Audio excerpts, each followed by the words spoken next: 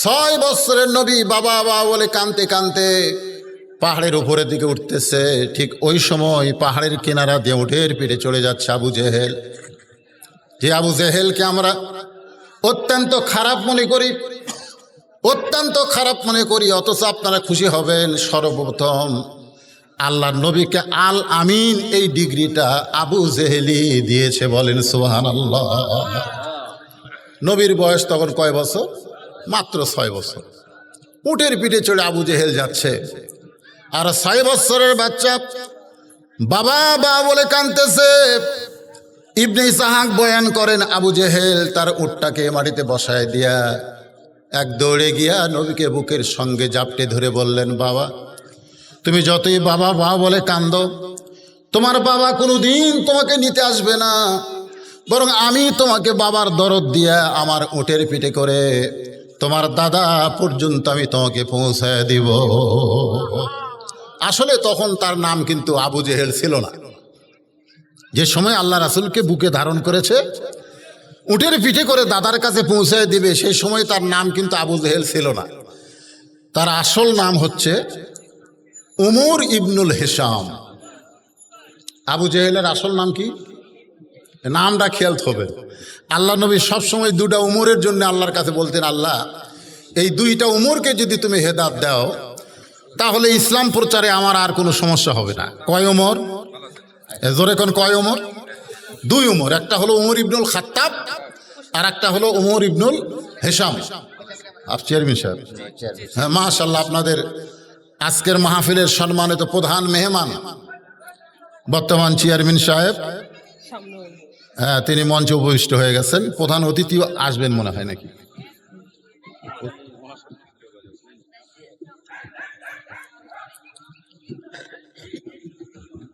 তো ভাইজান কি এখনই কিছু বলবেন না পরে?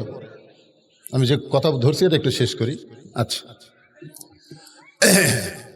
তো কি বলতেছিলাম, যে আবু জেহেল ওনার নাম কি? এই নামটা খেয়াল হবে। আমরা কিন্তু আমাদের ইমামের নাম জানি না, সবাইকে আবু হানিফা আবু হানিফা। আসলে কি আবু হানিফা? তাই অনেক কিছু আমাদের অজানা। আমরা বলি আবু হানিফা। আবু হানিফা কিন্তু তার নাম না, তার নাম হলো নোমান ইবনে সাবেত। তার নাম হচ্ছে নোমান ইবনে সাবেত। কোন তো আপনারা বাংলাদেশের শতকরা কত লোক জানে যে আমাদের ইমামের নাম নোমান ইবনে সাবেত?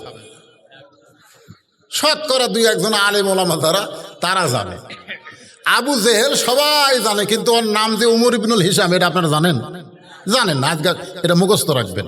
রাসূল সবসময় বলতেন, আল্লাহ এই 2টা উমরকে তুমি হেদায়েত দাও আল্লাহ, তাহলে ইসলাম প্রচারে আমার খুব সহজ হবে। আল্লাহ নবীর দোয়া আল্লাহ কবুল করেছেন, তবে 2 উমরের জন্য করে নাই, 1 উমরের জন্য করেছেন। ওমর ইবনুল খাত্তাব আল্লাহর নবীকে হত্যা করতে এসে মুসলমান হয়ে গেলে রাসূল বললেন, আল্লাহ আমি সব সময় আপনাকে 2 উমর হেদায়েতের জন্য দোয়া করতাম, আপনি একটা উমর হেদায়েত দিলেন, আর একটা উমর যে হেদায়েত পেল না। আল্লাহ বললেন, ইয়া রাসূলুল্লাহ দোয়া দিয়ে যদি সব কাজ হয়ে যায়, দোয়া দিয়ে যদি সব কাজ হয়ে যায়, তাহলে আপনি দাওয়াতে বন্ধ করে দিবেন। দোয়া দিয়া যদি সব হয়ে যায়। আজকে আমরা যদি খালি দোয়া দিয়া বলতাম, আল্লাহ বাংলাদেশের করোনা মুক্ত করো, বাংলাদেশ করোনা মুক্ত করো, আল্লাহ আমরা কি মৌলবীরা কম দোয়া করছি? জোরে খান দোয়া কি কম করছে? তারপরে সরকার কিন্তু বহু চেষ্টা নিয়েছে, বহু হাসপাতাল ভর্তি করা লাগছে। তার মানে কি বোঝা গেল? খালি দোয়া দিয়া হয় না, খালি দোয়া দিয়া নবীর সময় হয়নি। আল্লাহ বললেন যে আপনার দোয়া কবুল করে 2 উমর কি যদি হেদায়েত দেই, তাহলে দাওয়াতের রাস্তা বন্ধ হয়ে যাবে। তো একটা দোয়ার জন্যে আর একটা দাওয়াতের জন্যে, একটা দোয়া দিয়া কাম হয়েছে, উমর ইবনে খাত্তাব দোয়া দিয়ে কাম হয়েছে, জোরে কান সুবহানাল্লাহ। আর একটা হলো দাওয়াত। আল্লাহ রাসূল 1 বার না 2 বার না 400 বার, জোরে বলেন কতবার? 400 বার আবু জেহেলের কাছে কলেমার দাওয়াত নিয়ে গেলেন। প্রত্যেকবার আল্লাহর নবীকে গালমন্দ করে তাড়ায় দিছে, প্রত্যেকবার আল্লাহর নবীকে গালমন্দ করে তাড়ায় দেয়। রাসূল বিরক্ত হয় না? রাসূল কি হয় না? কিন্তু আমরা আমরা বিরক্ত হই না? আমরা দাওয়াত একবার থেকে দুইবার দেই, আপনি বলেন চলো মসজিদে যাই, চলো মসজিদে যাই, লোকটা বলতে তুই নামাজ পড়েও যাবে, না পড়েও তাই, এরকম আছে না নাই? চলো মসজিদে যাই, লোকটা বলে তুই নামাজ পড়েও যাবে, না পড়েও তাই, আপনি মসজিদে গিয়ে বলতেছেন শয়তান, ওক নামাজের কথা বলি ও তো নামাজ পড়ে না। ও কিন্তু আপনাকে মারে নাই, কিন্তু নবী আবু জেহেলকে দাওয়াত দিবার যে পাথর মারছে, নবীর কপাল ফেটে গেছে, রক্ত বের হয়ে গেছে, এরপরেও আল্লাহর নবী দাওয়াত দেওয়া ছাড়ে নাই। সর্বসাকুল্যে 400 বার নবী আবু জেহেলের দরজা।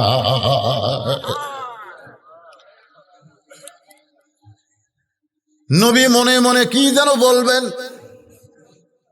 এমন সময় আল্লাহ কোরআনের আয়াত নাজিল করলেন, উদউ ইলা সাবিলি রাব্বিকা বিল হিকমা মাউইজাতিল লিল হাসানা।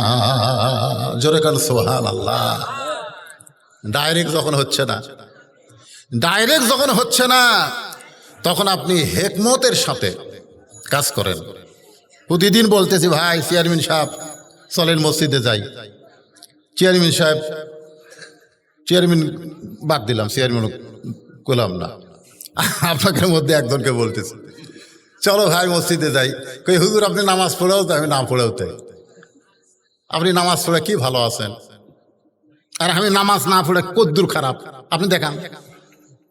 আমার এক পানের দোকান আমাকে বলতেছে হুজুর সামনে কাতারে যারা নামাজ পড়ে আমার খাতা দেখেন, 200 টাকা 300 টাকা করে পান খাচ্ছে, টাকা চালি কই কে রে আমি মরছি, মরছি, গরম হয়ে যায়। ওরা সামনে কাতার নামাজ পড়ে, আর একটা লোক বেনামাজি 10 টাকা বাকি খায় না। আমি তুলি ভাই 10 টাকা করে, না ভাই দিয়ে দেয়, কখন মর্ম জানি না ভাই। তা আমার পানের দোকানদার, আমি বুঝলাম যে নামাজের চাইতে বেনামাজি ভালো। কি বুঝতেছেন? আজকাল অনেক নামাজি আছে বেনামাজির চাইতেও খারাপ, জোরে কোন আছে না নাই? এই জন্য আল্লাহ কোরআনে বলেন, ফাওয়াইলুল লিল মুসাল্লিন আল্লাযীনা হুম আন সালাতিহিম সাহুন আল্লাযীনা হুম ইরাউন ওয়া ইয়ামনাউনাল মাউন। আল্লাহু আকবার। আল্লাহ বলেছেন, ইন্নাস সালাতা তানহা আনিল ফাহশাই ওয়াল মুনকার। একমাত্র নামাজই পারে মানুষকে যাবতীয় খারাপি থেকে বাঁচায় দিতে, অথচ নামাজ পড়ে, নামাজ পড়ার পরেও অন্যায় করে, এরকম নামাজে আছে না নাই? এই জন্যই তো বেগম মমতাজ, এই যে বর্তমানে এমপি একটা গান গাইছে, আগে করো রে মন আখেরের কাজ, ধ্যান যোগে হয় দিলের নামাজ, ও তোমার পাঞ্জে গানা নামাজ পড়া লাগবে না। আল্লাহ কয় নামাজের জোরে ফায়েশা যাবে দূরে, পাক কোরআনে রয়েছে ঘোষণা। এখন আকাম কুকাম নামাজ রোজা একসাথে বান্দিয়া বোঝা, জাহান্নামে দিয়াছ রওয়ানা। আজ কেন আল্লাহর সালাত ধরতে পারলা না? নামাজ পড়ার কথা কোরআনে কোনো জায়গায় নাই, নামাজ ধরার কথা আছে, নামাজ কায়েমের কথা আছে। জোরে বলেন কথা ঠিক কিনা? সময় হলে এই আয়াতের ভিতর দিয়ে আমি আপনাদের বোঝানোর চেষ্টা করব, তবে যেটা বলতেছি একটু মনোযোগ দিয়ে শোনেন। আবু জেহেল বুকের মধ্যে করে নবীকে নিয়ে আসলেন, উটটা তখন মাটিতে বসা, নবীকে পিছনে বসায় দিয়ে আবু জেহেল সামনে বসলেন। বসার পরে উটটাকে ওঠার জন্যে আবু জেহেল চেষ্টা করতেছে, আর ছোট্ট নবীকে বলতেছে আমার কোমর চেপে ধরো, আমার উট খুব জোরে জোরে যায়, তুমি যেন পড়ে না যাও, কারণ উটের ভিড় থেকে পড়ে গেলে তোমার কষ্ট হবে। নবী আবু জেহেলের কোমর চেপে বসে আছে, উটটা মাটিতে বসে থাকে, কিন্তু উটটা আর ওঠে না। আবু জেহেল চাবুক মারা শুরু করলো, তারপরে উটটা ওঠে না। এক সময় লোহার হাতুড়ি থলিয়া থেকে বের করে উটের মাথায় আঘাত করা শুরু করলো, উটের চামড়া কেটে রক্ত দরদর করে পড়ে যায়। উটের মুখ মাটির সঙ্গে লাগায় থাকে, চোখ দা দরদর করে পানি পড়ে, কিন্তু উটটা মাটি থেকে উঠতে চায় না।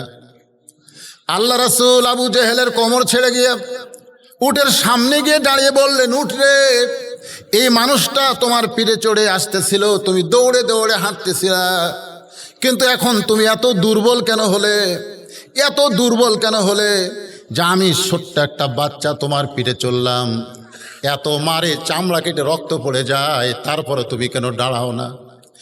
উটটা ছোট্ট নবীর দিকে তাকায়া যেন বলতেছিল যে আপনার সামনে থাকবে কেউ আর আপনাকে পিছনে বসাবে, কেউ আপনার সামনে থাকবে আর আপনাকে পিছনে বসাবে। আমি একজন জন্তু জানোয়ার হতে পারে, আমি মরে যাব, কিন্তু জমিন থেকে দাঁড়াবো না। চিন্তা করেন, এটা হচ্ছে রাসূলের মিলাদ। তখন নবী নবুয়ত পায় নাই, ওই সময়ও জঙ্গলের পশু পক্ষীরা আমার নবীকে চিনেছে। জোরে কোন কথা ঠিক কিনা ভাইজান? আমি আস্তে আস্তে খাদিজাতুল কুবরা থেকে নবীর সিরাতের দিকে যাব, এই আয়াতকে সামনে নিয়ে। তো চেয়ারম্যান সাহেব এসেছেন, তাদের সামনে নির্বাচনও আছে, তিনি হয়তো নির্বাচনী প্রচারণায় কোনো জায়গায় যাবেন, তার সংক্ষিপ্ত কথা বলে লা ইলাহা ইল্লাল্লাহু মুহাম্মাদুর রাসূলুল্লাহ সাল্লাল্লাহু আলাইহি সাল্লাম। এখানে আল্লাহ বলতেছেন, ইন্নামাল মুমিনুনা আল্লাযীনা, মুমিন কারা? কথার দিকে, আয়াতের দিকে খেয়াল করেন। এতক্ষণ তো মিলাদ থেকে কিছু শুনলেন, এখন সিরাত আসতেছে, আবার মা খাদিজা থেকে কিছু কথা আপনাদের মা বোনদের জন্য। মেয়েরা নাকি নড়াচড়া করতেছে, গরম তো, আর মেয়েরা ওদের ধৈর্য কম। ধৈর্য কম না? হ্যাঁ, ধৈর্য কম। গন্ধম গাছের কাছে কে গেছে? হাওয়া না আদম? হাওয়াই গেছে, বোঝেন না? এরা স্টার জলসা জি বাংলা বন্ধ হয়ে গেছিল, আমি মনে করছিলাম মাশাআল্লাহ আলহামদুলিল্লাহ মোটামুটি আমাদের বউ মেয়েগুলো কি হচ্ছে, ভালো হবে, হবে কি হবে না? আবার শুনলাম নাকি চালু হচ্ছে আবার। তো যাই হোক, মা বোনেরা নড়াচড়া করেন না, আপনাকে আলোচনা আছে ইনশাল্লাহ। এখানে আল্লাহ বলতেছেন মুমিন কারা, ইন্নামাল মুমিনুনা আল্লাযীনা, মুমিন কারা?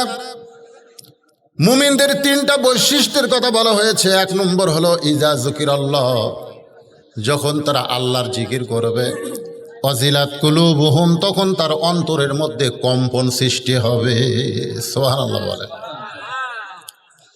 আমার মাদ্রাসা আছে, এরকম হাফিজি মাদ্রাসা, আজকে যে মাদ্রাসার মাহফিল, এরকম একটা মাদ্রাসা আছে। এনারা দাওয়াত দিবার কাছে, ওনারা দেখছেন আমি ওয়াজ নসিহত করে টাকা পয়সা দিয়ে কী করি, যারা আমার ওখানে যায় তাদের এই ভুলটা ভেঙে যায়। তো আমার এক ছাত্র আছে, আমি অনেক মাহফিলে বলি, নাম আব্দুল্লাহ। নাম কি? আব্দুল্লাহ। ও পেশাব করবার যায় খালি কাশে, এরকম কাশে। তা আমি আমার মোহতামিমকে বললাম, হুজুর পেশাব করতে গিয়ে কাশে, আরে কাশের ওষুধ খাওয়ান। তো মোহতামিম হাসে আর বলে, হুজুর এটা তো সেই কাশ না। তাই বললাম, এটা কিসের কাশ? কয় ওকে জিজ্ঞাসা করেন। ও যখন পেশাব শেষ করে বের হয়ে আসলো, আমি বললাম, তুই কাশিস কে? বলে, হুজুর আমি পেশাব করতে করতে আমার পেশাব যখন শেষ, তখন আমার মনের মধ্যে একটা ধোঁকা হয় যে আরও কিছু পেশাব হয়তো আছে, তখন আমি এরকম কাশি দেই, তো সামান্য এক ফোঁটা বাড়ায়, তা আমার ধোঁকা হয় আরও হয়তো আছে, তখন আবার কাশি দেই, তা আবার কিছু বাড়ায়, তারও যখন কাজ দিতে আর বাড়ায় না, তখন পানি খরচ করি, এখন ওযু করবো। আয়ন আব্দুল্লাহ, তুমি মাত্র 7 বছরের বাচ্চা, এইভাবে পেশাব থেকে পবিত্র হও, পানি খরচ করো, পেশাব নিংড়ানোর পরে ওযু করবা। ছেলেটা আমার দিকে তাকায় বলে, হুজুর আপনি জানেন না, আল্লাহ রাসূল বলেছেন ওই ব্যক্তির কবরে সবচাইতে বেশি আযাব হবে যে পেশাব থেকে পবিত্র হয় না। আপনি জানেন না হুজুর? আমাকে বলতেছেন। আর আমি পেশাব করে ওযু করার কারণ হলো আমি এমন একটা কিতাব পড়ি, আমি এমন একটা কিতাব হাত দিয়ে স্পর্শ করি, যেই কিতাব অপবিত্র অবস্থায় ধরা যাবে না। সুবহানাল্লাহ বলেন না কেন? চিন্তা করছেন? ওয়াজিলাত কুলুবুহুম, অন্তরের মধ্যে কম্পন সৃষ্টি হয়। এটা কোন জিকির? আপনারা তো আজকে বাংলাদেশে বহু জিকির দেখছেন, জিকির করতে করতে মানুষ সামিয়ানার উপরে ওঠে ওঠে, এরকম এই নাই। আর তাহেরির জিকির তো মাশাআল্লাহ, জিকির নাই কেন করতেছে। হ্যাঁ, কিছুদিন আগে তাহেরি একটা জিকির করে ভাইরাল হয়ে গেছে। আল্লাহর ধন নবীরে দিয়া আল্লাহ গেছে গায়েব হইয়া, নবীর ধ্যান খাজা পাইয়া শুয়া আছে আজমিরে, কেউ ফিরে না খালি হাতে, খাজারে তোর দরবারেতে। এই জিকিরের কথা বলছে। এই জিকিরটা কেমন? শীতের মধ্যে রোদে চেয়ার নিয়ে আমি মাদ্রাসার আঙ্গিনায় বসে আছি, ছোট্ট একটা বাচ্চা হঠাৎ বের হয়ে আসলো। আমি জিজ্ঞাসা করলাম কি করবি? ও আমাকে 3টা আঙ্গুল দেখালো, 3টা। আমি বললাম 3টা কি? বলে হুজুর আপনি জানেন না, 1 নম্বর হলো পেশাব, 2 নম্বর হলো পায়খানা, আর 3 নম্বর হলো অজু থাকে না। তা আমার অজু নাই, এই জন্য আমি বের হয়েছি। তা আমি বললাম শোনো, বাংলাদেশের একটা বক্তা আছে আমির হামজা, বলছে যে অজু ছাড়াও কোরআন পড়া যায়, তো তুমি অজু করা লাগবে না, এই শীতের মধ্যে কি দরকার, যাও কোরআন পড়ো। ও আমার দিকে তাকায় বলে হুজুর ওই আমির হামজা টামজা আমি মানি না, অজু করা লাগবে। তাই বললাম কে রে, আমির হামজা মানিস না, আমাকে মানিস? আপনি মাদ্রাসার পরিচালক, মানবো না কেন? আমি বললাম অজু করা লাগবে না, যা অজু ছাড়াই আল্লাহর কোরআন পড়, তোর যত পাপ হবে সমস্ত পাপ যেন আল্লাহ আমাকে দেয়। এইরকম কথা বলে জোরে ধমক দিলাম। আমার ধমকে ছেলেটা মাদ্রাসার ভিতরে ঢুকলো। যেই মাদ্রাসার মধ্যে ঢুকলো আমি চিন্তা করলাম যে ও কি যায় কোরআন পড়তিছে, এটা দেখার জন্য তো সরাসরি দরজার যাওয়া যায় না। আমি জানলার ফাঁক দিয়ে তাকায় দেখি ও দরজার কিনারায় লুকে আছে। লুকে থাকার কারণ হলো যে আমি চেয়ারে আসি না নাই, আমি যেই চেয়ারে থাকবো না ও আবার বার হবে। তো দেখে আমার চেয়ার খালি, বের হয়েছে। বের হয়ে আমি ঘুরে এসে ও তখন বলতে যে হুজুর দরকার হলে আমি মাদ্রাসা ছেড়ে যাব, কিন্তু অজু ছাড়া আল্লাহর কোরআন আমি ধরব। তখন আমি বুঝতে পারলাম অজিলাত কুলুবুহুম, অন্তরের মধ্যে কম্পন সৃষ্টি করে সেই জিকির, সেই জিকিরটার নামই হচ্ছে আল্লাহর কোরআন। বিশ্বাস না হয় আপনারা সকালবেলা যখন এই বাচ্চারা কোরআন শরীফ পড়ে দেখবেন, কোরআন শরীফ পড়ার সময় কিন্তু এরকম একটা ঝোঁক ওঠে, ওঠে কি ওঠে না, এরকম একটা ঝোঁক। আমি চিন্তা করলাম এই ঝোঁকটা কি ওরা ইচ্ছা করে দেয় না ওঠে? এই ওয়াজিলাত কুলুবুহুম এটা বুঝতে গিয়ে আমি পিছন দিক দিয়ে এক ছেলেকে এর খপ করে ধরলাম, ওর ঝোঁকটা বন্ধ, ওর পড়াও বন্ধ। তাই বললাম পড়, কয় না হুজুর ছাড়াই দেন, ছাড়াই দেন হুজুর। যেই ছাড়াই দিলাম আবার শুরু করলো। তখনই বুঝলাম এখানে যে জিকির দিয়ে অন্তর মধ্যে কম্পন সৃষ্টি হবে সেই জিকিরের নাম হচ্ছে আল্লাহর কোরআন। জোরে বলেন সুবহানাল্লাহ। আজকে সেই কোরআনের মাদ্রাসার মাহফিল।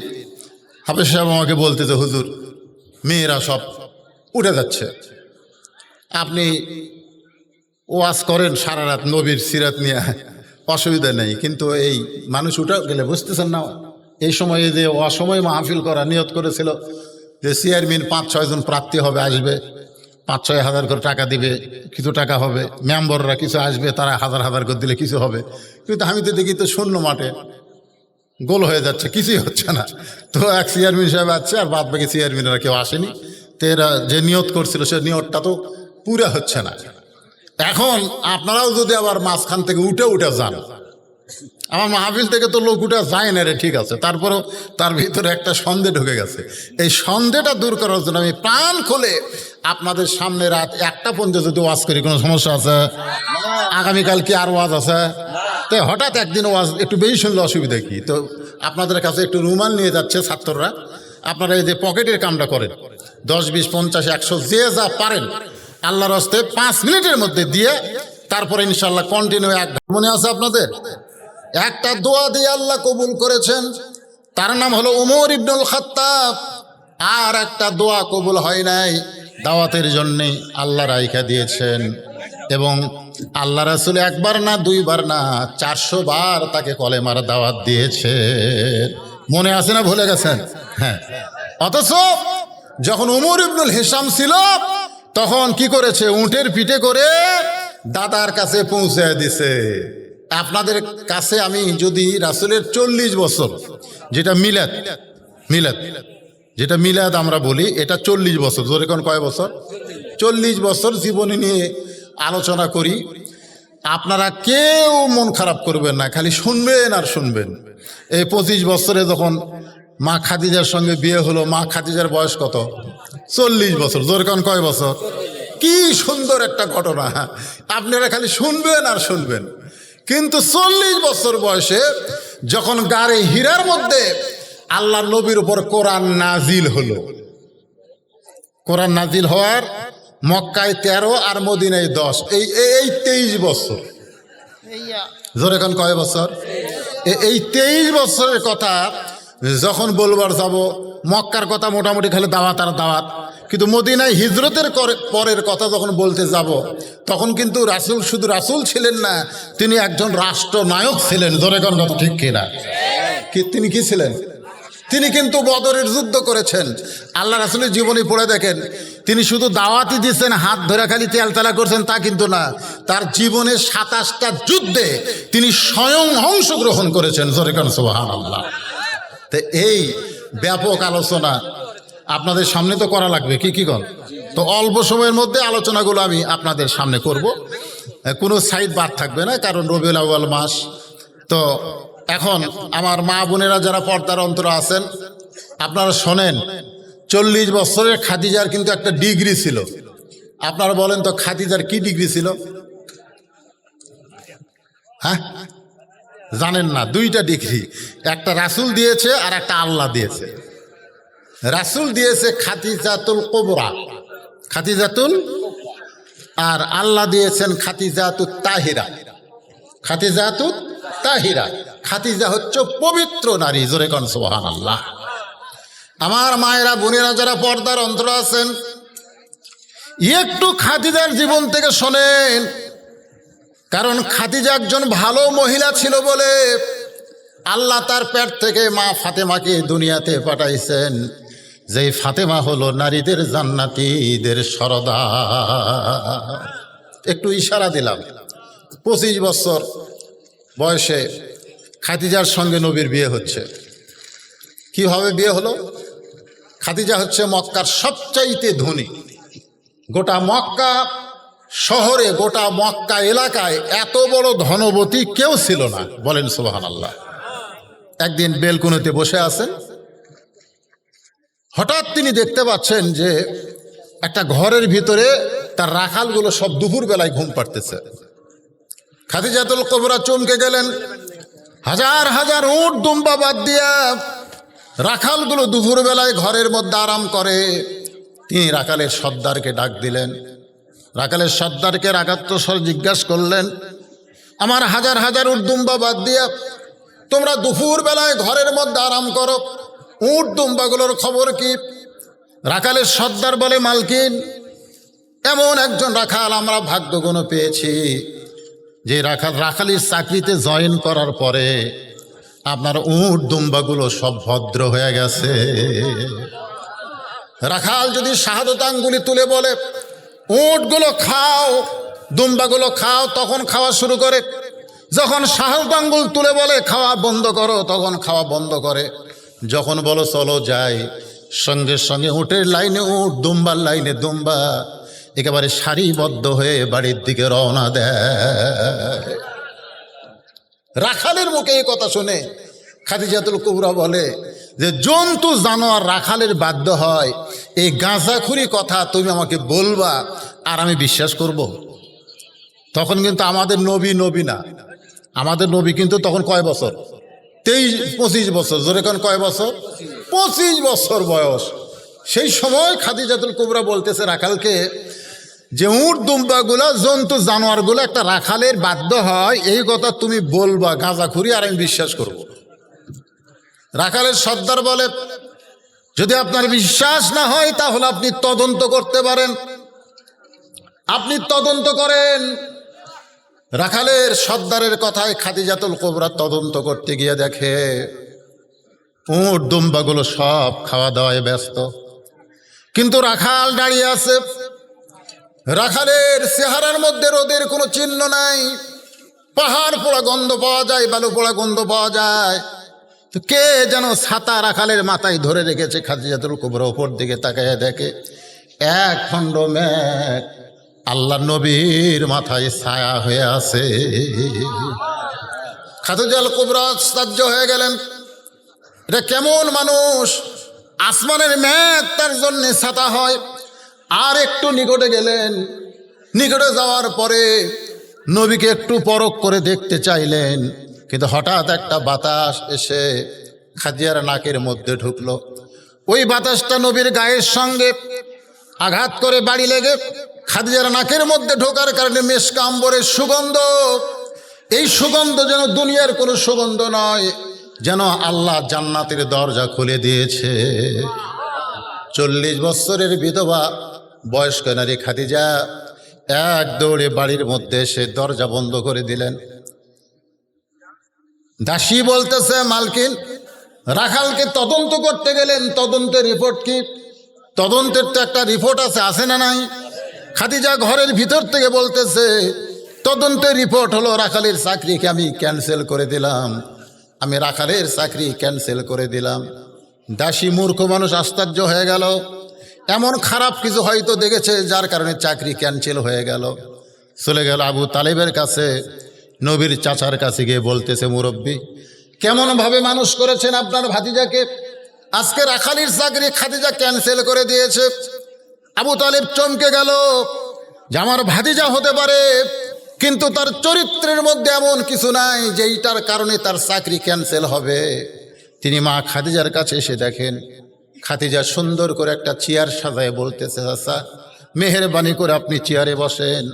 আবু তালেব বলতেছে, আমার ভাতিজার অপরাধ কি, আমার ভাতিজার কোন দোষের রাখালির চাকরি ক্যান্সেল হলো? খাদিজা বলতেছে, রাখালির চাকরি ক্যান্সেল করার কারণ হলো এখন থেকে আপনার ভাতিজা আমার স্বামী হিসাবে বরণ করে নিরা। খাদিজাতুল কুবরা নবীকে স্বামী হিসাবে বরণ করার পরে মক্কার কাফেরেরা খাদিজার জন্য দুর্নাম শুরু করলো। অনেক নেতারা কিন্তু খাদিজাকে বিয়ের প্রস্তাব দিয়েছিল, এমনকি আবু জেহেল, আবু সুফিয়ান, মক্কার বড় বড় যত নেতা ছিল সবাই খাদিজাকে বিয়ের প্রস্তাব দিয়েছিল, কারণ খাদিজা মক্কার সবচাইতে ধনবতী রমণী। ওই নেতাদের প্রস্তাবকে উপেক্ষা করে অনাথ এতিম একটা রাখালকে খাদিজা বিয়ে করেছে। গোটা মক্কার কাফেরেরা তারা বলা বলি শুরু করেছে, খাদিজা পাগলি হয়ে গেছে, খাদিজা ঠকে গেছে, খাদিজাকে আবু তালেব ঠকাইছে। এরকম কথা যখন বারবার বলে, আবু তালেব একদিন খাদিজার কাছে বললেন, মা তুমি নিজের ইচ্ছায় আমার এতিমরে বিয়ে করলে, কিন্তু মক্কার লোকেরা বলা বলি করতেছে তুমি ঠকে গেছো, তুমি পাগলি হয়ে গেছো, আমি নাকি তোমারে ঠকাইছি। আবু তালেব দিকে তাকায় আবু খাদিজা বলতেছে, চাচা তাহলে মক্কার নেতাদেরকে একদিন আমার বাড়িতে দাওয়াত দেন। আবু তালেব নির্দিষ্ট তারিখে নেতাদেরকে খাদিজার বাড়িতে দাওয়াত দেওয়া হলো। সমস্ত নেতাদের সামনে খাদিজা বসে বলতেছে, ও নেতারা তোমরা নাকি বলা বলি করো আমি আব্দুল্লাহর এতিম পোলাকে বিয়ে করে ঠকে গেছি, আমি নাকি পাগলি হয়ে গেছি। আবু জেহেল বলতেছে, বলেছি তো 100 বার বলবো, কারণ আমাদের মতো নেতা খেতা বাদ দিয়া তুমি সাধারণ একজন রাখাল গরিব এতিমকে বিয়ে করলে কেন? খাদিজা বলতেছে, আমি তোমাদেরকে 3টা প্রশ্ন করব, তোমরা উত্তর দাও। 1 নম্বর প্রশ্ন হলো, তোমরা বলো তো আব্দুল্লাহর এতিম পোলা যে গরিব ছেলেটাকে আমি স্বামী হিসাবে গ্রহণ করেছি, তার বংশের দাম বেশি না আমার বংশের দাম বেশি? মক্কার সমস্ত নেতারা আশ্চর্য হয়ে গেল, সবাই মাথা নিচু করে আছে। খাদিজাতুল কুবরা বলতেছে, আমার 1 নম্বর প্রশ্ন, বলো তো তার বংশের দাম বেশি না আমার বংশের দাম বেশি? সমস্ত নেতা বলতেছে, বংশের দিক দিয়ে আব্দুল্লাহর এতিম পোলাই দামি, তোমার বংশের চাইতে তার বংশ উচ্চ বংশ। খাদিজা বলতেছে, তাহলে দেখো 1 নম্বরে আমি জিতে গেলাম, নিম্ন বংশের একটা মেয়ে হয়ে উচ্চ বংশের একটা স্বামী পেলাম। আমার 2 নম্বর প্রশ্ন হলো, তোমরা সত্যি করে বলো আমার চেহারা সুন্দর না আব্দুল্লাহর এতিম পোলার চেহারা সুন্দর? তোমরা সত্যি করে বলবে। এই যে প্রশ্ন করলাম উত্তরটা কি একটু চিন্তা করে দাও। সমস্ত নেতারা মাথা নিচু করে বসে আছে। খাদিজা বলতেছে মাথা নিচু করে বসে থাকলে হবে না, উত্তর দাও। আবু জেহেল বলতেছে খাদিজা তোমার চেহারার কথা কি বলবো, কারণ তোমার 40 বছর বয়স, তুমি বিধবা। দুনিয়ার এমন কোন পুরুষ মানুষ আজ পর্যন্ত আমি নিজের চোখে দেখি নাই যে আব্দুল্লাহর ইতিম পোলার চাইতে সুন্দর হতে পারে। আমার মনে হয় গোটা পৃথিবীর ভিতরে আব্দুল্লাহর ইতিম পোলা সব চাইতে সুন্দর মানুষ।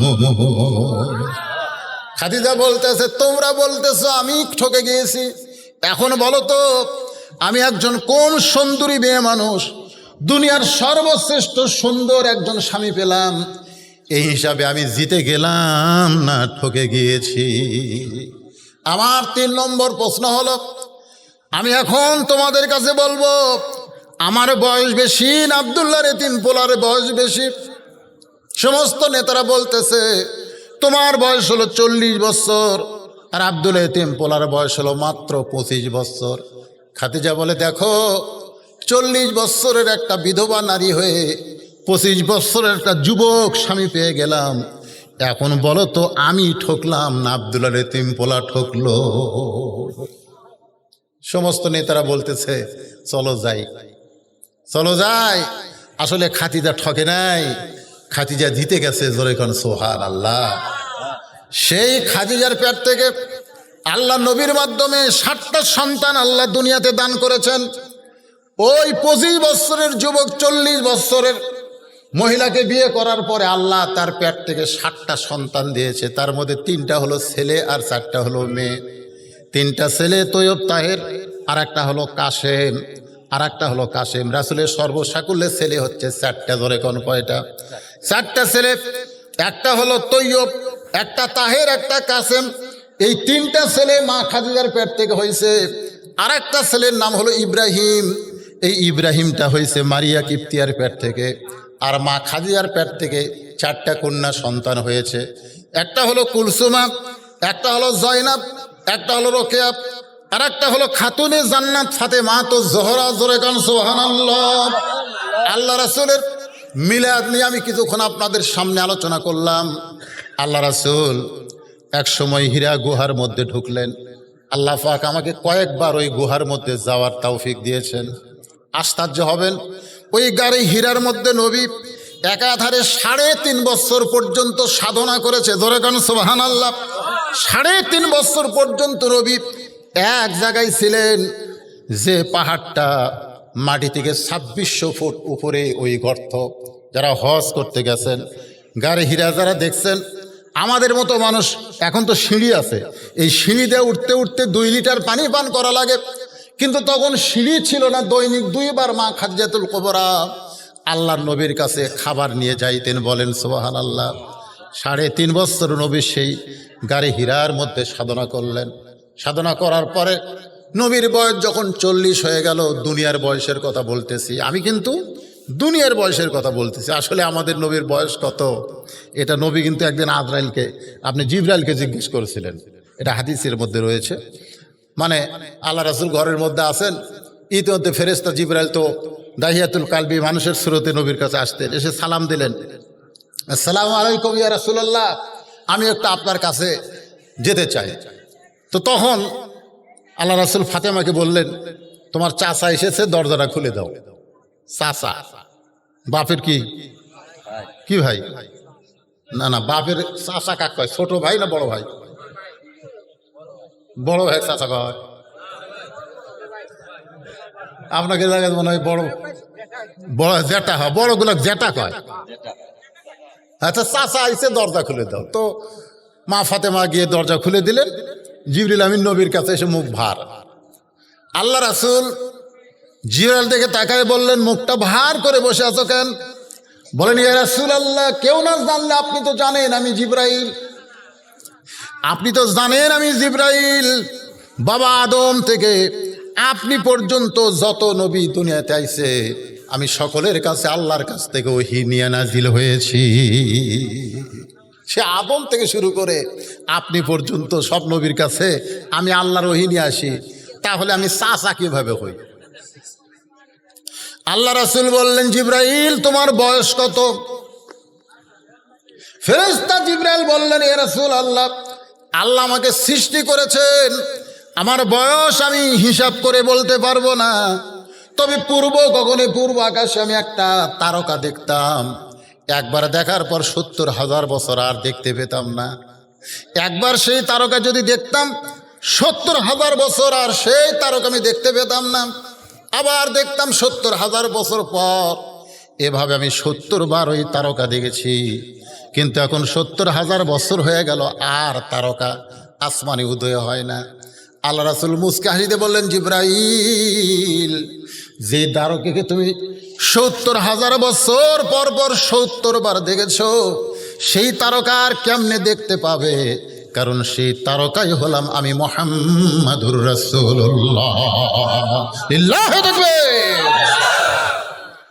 তা আল্লাহ নবীর বয়স কত এটা তো হিসাব করে বলা যাবে না, কিন্তু দুনিয়াবি বয়স হলো মা খাদিজার যখন 40, রাসূলের তখন 25। যখন রাসূলের উপর আল্লাহ কোরআন নাজিল করেছে তখন নবীর দুনিয়াবি বয়স হলো 40 বছর। জোরে কোন কয় বছর? 40 বছরে এই কোরআনের প্রথম যে আয়াত আপনাদের মাদ্রাসাকে সামনে নিয়ে এবং রবিউল আউয়াল মাসকে সামনে নিয়ে যে আয়াতে কারিমা তেলাওয়াত করেছি, সে আয়াতকে সামনে নিয়ে কথা বলতেছি। প্রথম যে শব্দটা রাসূলের উপরে আল্লাহ নাজিল করলেন, আপনারা কম বেশি সকলেই সেই শব্দটা জানেন। কি কোন জানেন না? শব্দ কি? ইকরা। শব্দ কি? ইকরা। ইকরা শব্দের অর্থ কি? পড়ো। ইকরা শব্দের অর্থ হলো পড়ো। হ্যাঁ, মারাত্মক কথা। পড়ার কথা সর্বপ্রথম আল্লাহ নবীকে বললেন, পড়ো। আপনারা পড়েন? এখন হয়তো বলে, হুজুর আমরা তো পড়ি। আমরা কি পড়ি না? নবীকে যখন জিবরাইল বললেন ইকরা, রাসূল কিন্তু পড়েন নাই। ফেরেশতা জিবরাইল বললেন ইকরা, হুজুর আপনি পড়েন। নবী পড়েন না, চুপ করে আছেন। জিবরাইল বললেন, হুজুর আপনি পড়েন। আল্লাহ রাসূল পড়েন না। ফেরেশতা জিবরাইল বলতেছে, ইয়া রাসূলুল্লাহ, আমি আপনাকে ইকরা বলি, ইকরা দিয়ে শুরু করবেন, পড়েন না কেন? আল্লাহ রাসূল বললেন, জিবরাইল তুমি পড়তে বললি আমি পড়ব, তুমি পড়তে বললি আমি পড়ব। এমন ছাত্র আমি না, আগে জানতে হবে কি পড়ব, কি জন্যে পড়ব, পড়ার বিষয় কি এটা আগে জানবো। জোরে গান সুবহানাল্লাহ। খালি পড়তে বললি ক খ গ ঘ, পড়তে বললি ABCD পড়ব? মুসলমানের সন্তান, আজকে আমরা যারা মুসলমান দাবি করি, প্রত্যেকটা মুসলমান নর নারীর উপরে আল্লাহর কোরআন শিক্ষা করা হলো ফরজ। জোরে কোন কথা ঠিক কিনা? এটা ফরজ। এটা কি ফরজ? অনেকে বলবেন, হুজুর 5 ওয়াক্ত নামাজ পড়াও ফরজ, জানাজার নামাজ পড়াও ফরজ। কি কন? 5 ওয়াক্ত নামাজ পড়াও ফরজ, জানাজার নামাজও কি ফরজ না? তো জানাজার নামাজ কি ফরজ? ফরজে কিফায়া। তা আপনারা এখন কি মনে করতেছেন, এই কোরআন শরীফ পড়া ফরজে কিফায়া? ফরজে কিফায়া যে গ্রামের কয়েকটা গরিব গরিব ছেলে কোরআন পড়বে, ওরা এই গরিবেরাই সব কোরআনের হাফেজ হবে, বছর অন্তর কোরআনের মাহফিল হবে, ওদের মাথায় পাগড়ি দেওয়া হবে। আশ্চর্য ধরনের দেশ বাংলাদেশ, যেই দেশের চেয়ারম্যানের ছেলে, এমপির ছেলে, মন্ত্রীর ছেলে, সচিবের ছেলে, ইঞ্জিনিয়ার ডাক্তারের ছেলে কোরআনের হাফেজ হতে পারে না। কোরআনের হাফেজ হয় গরিব গরিবার ছেলে। জোরে কোন কথা ঠিক কিনা? ওদের ধারণা মোল্লার দৌড় হলো মসজিদ পর্যন্ত। একটা মৌলবি মসজিদে যাবে, মসজিদে যায়, তাও তো মসজিদে এখন আবার ইচ্ছা মতো আপনি বক্তব্য দিবার পারবেন না। বক্তব্য দিবার গেলেও রেকর্ডিং হবে, কারণ মোল্লার দৌড় মসজিদ পর্যন্ত। মোল্লারা মসজিদে গিয়া নামাজ পড়াবে, এছাড়া মোল্লাদের কি করবে? 4 কাম, বিয়ে শাদী পড়াবে, মরে গেলে জানাজা করবে, দোয়া দরুদ করবে, এছাড়া তার মৌলবীর কোনো কাম নাই। এজন্যে ব্যাকরণের বাগধারায় গোলাম সাকলাইন এক নাস্তিক, উনি আবার লেখছে মোল্লার দৌড় মসজিদ পর্যন্ত। কিন্তু এখনকার মোল্লার আবার সংসদে যাবার চায়। যেরকম কোথায় যাবার চায়? এই সংসদে যেদিন থেকে মোল্লারা যাবার চায়, সেদিন থেকে মোল্লাদের উপরে বাতিল যারা তারা শত্রু হয়ে গেছে। জোরে কর কথা ঠিক কিনা? মোল্লা খালি মসজিদ আর মাদ্রাসা নিয়ে থাকবে। এই 2 জায়গার মধ্যে মৌলবি থাকলে একটা মৌলবির বিরুদ্ধে কেউ নেই। কিন্তু এই দুটা বাদ দিয়ে ওরা আবার গরম গরম ভাষণ দেয়, এরা আবার অন্যায়ের বিরুদ্ধে কথা বলে, এরা আবার ভাস্করের বিরুদ্ধে বহু কিছুর বিরুদ্ধে, আর এগুলো বলিস করে এই মলবি। এই যে কাজী ইব্রাহিম সাহেব 2 জুম্মা একটু গরম বক্তব্য দিয়েছে, ধরে লিয়ে যেত স্যার। কথাটা বুঝলেন না? তো এখন ব্যাপারটা হলো, আমি যে কথা বলতেছি সিরাতে রাসূল, মিলাদে রাসূল, রবিউল আউয়াল মাস, আমাকে তুলেই দিয়েছে রাত 10টার পর, এলাকার মধ্যে প্রথম মাহফিল। বিরক্ত হচ্ছেন আপনারা? একটু কিছু কথা শোনেন বাজার। তো যে কথা বলতেছিলাম, কোন কথায় আমি কিন্তু সব টার্গেট নেই কথা বলতেছি, আপনি একটু খেয়াল করবেন। একরা শব্দের অর্থ হলো পড়ো। তো এখন আপনি বাংলা পড়বেন, ইংরেজি পড়বেন, কি পড়বেন? এখানে যে একরার কথা বলা হয়েছে, আল্লাহ নবী যখন বললেন জিবরাইল তুমি পড়তে বললি আমি পড়বো না, আগে জানতে হবে পড়ার ধরন কি। ফেরেশতা জিবরাইল বললেন বিইসমি রাব্বিকাল্লাযী খালাক, আপনি ওই আল্লাহর নামে পড়েন যে আল্লাহ পাক আপনাকে সৃষ্টি করেছে। আল্লাহ নবী বললেন আমার কোনো আপত্তি নেই, আমি কেবলমাত্র শুধুমাত্র আল্লাহর পড়াটাই পড়তে চাই। আমাদের বাংলাদেশে অনেকে বলে আমাদের নবী হলেন উম্মি নবী। উম্মি মানে কি কয়? মূর্খ নবী। হ্যাঁ, অনেকে বলে, ওয়াজের রেকর্ডেও দেখবেন বক্তারা বলে নবী মূর্খ, অক্ষর জ্ঞানহীন। আরে পাগলা, নবী বলেছেন ইন্নী বুইস্তু মুআল্লিমান, নিশ্চয় আমি প্রেরিত হয়েছি শিক্ষক হিসাবে। জোরে কান সুবহানাল্লাহ। লিউতাম্মিমা মাকারিমাল আখলাক, আর আমার শিক্ষালয়ে যা ছাত্র হবে তারা চরিত্রের সার্টিফিকেটে গোল্ডেন এ প্লাস পাবে। মাদ্রাসার ছাত্ররা কোনোদিন জঙ্গি হয় না, মাদ্রাসার ছাত্ররা কোনোদিন নষ্ট হয় না, খারাপ হয় না, মাদ্রাসার ছাত্ররা কোনোদিন নিশাদ্রব্য নেয় না। জোরে বলেন কথা ঠিক কিনা? 1 নম্বর হবে। রাসূল বলেছেন লিতাম্মিমা মাকারিমাল আখলাক, এদের চরিত্র দেখো। এরা কোনোদিন ছিনতাইকারী হয় না, এরা হিরোইন খায় না, এরা গাঁজা টানে না, এরা জঙ্গিলা, এরা হলো সবচাইতে ভালো মানুষ। ধরেগান ঠিক কিনা? হ্যাঁ। অথচ ওই যে বাতিলেরা কান গরম করে দিছে। এখন মাদ্রাসার উপরে নজর, হুজুরের উপরে নজর কেন? হ্যাঁ, আসেন। তাহলে কি বুঝতেছেন? যেই কোরআনের মাহফিল আইছেন, আমি বলতেছি মুমিনদের বৈশিষ্ট্য হলো কয়টা? 3টা। জোরে বলেন কয়টা? 1 নম্বর হলো ইজা যুকিরাল্লাহু ওয়াজিলাত কুলুবুহুম।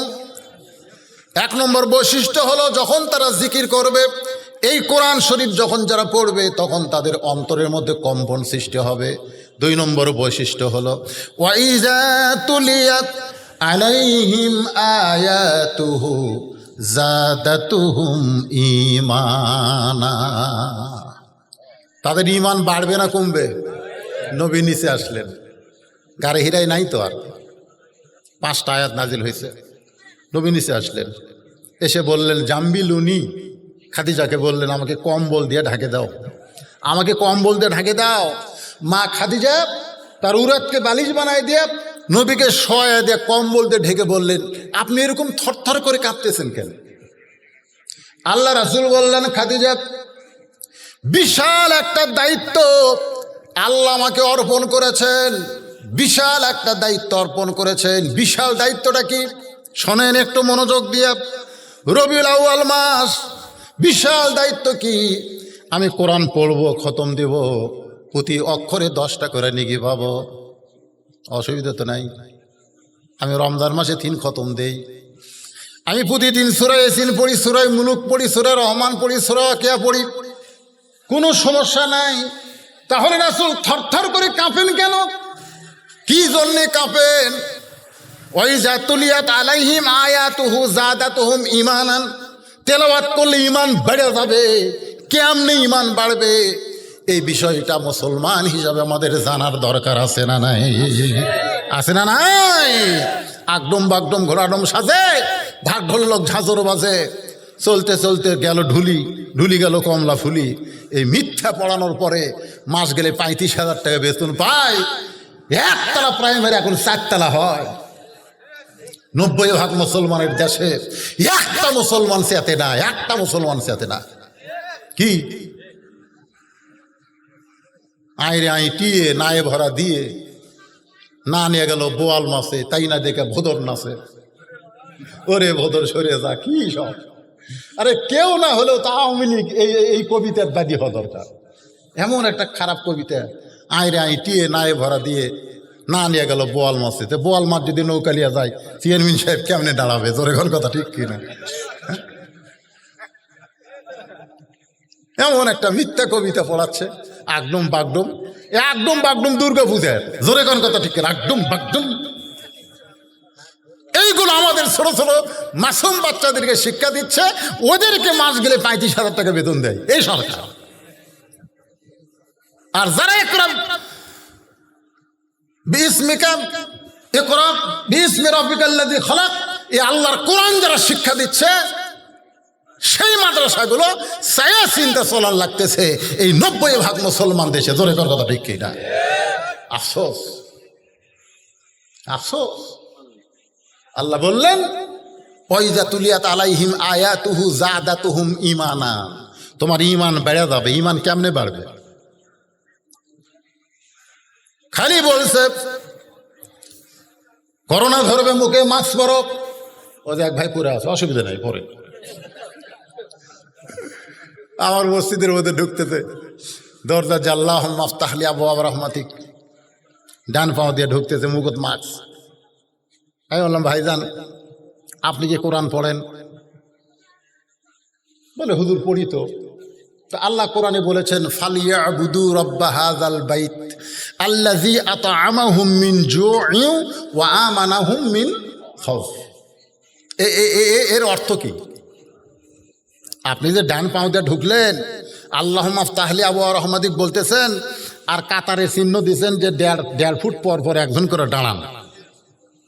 এর মধ্যে দাঁড়ান যাবে না, তো একটা লাল দাগ দিয়ে দিছে, ওটি একজন, এটি একজন, এটি একজন, আর মুকুট মাস্ক।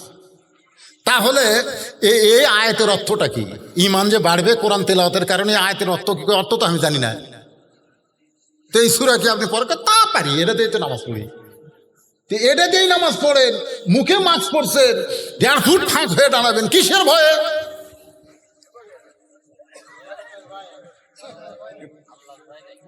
না না, আপনারা বলেন যে ঈমান যে বাড়বে, তো তাহলে কিসের ভয় আপনি 1.5 ফুট পর পর?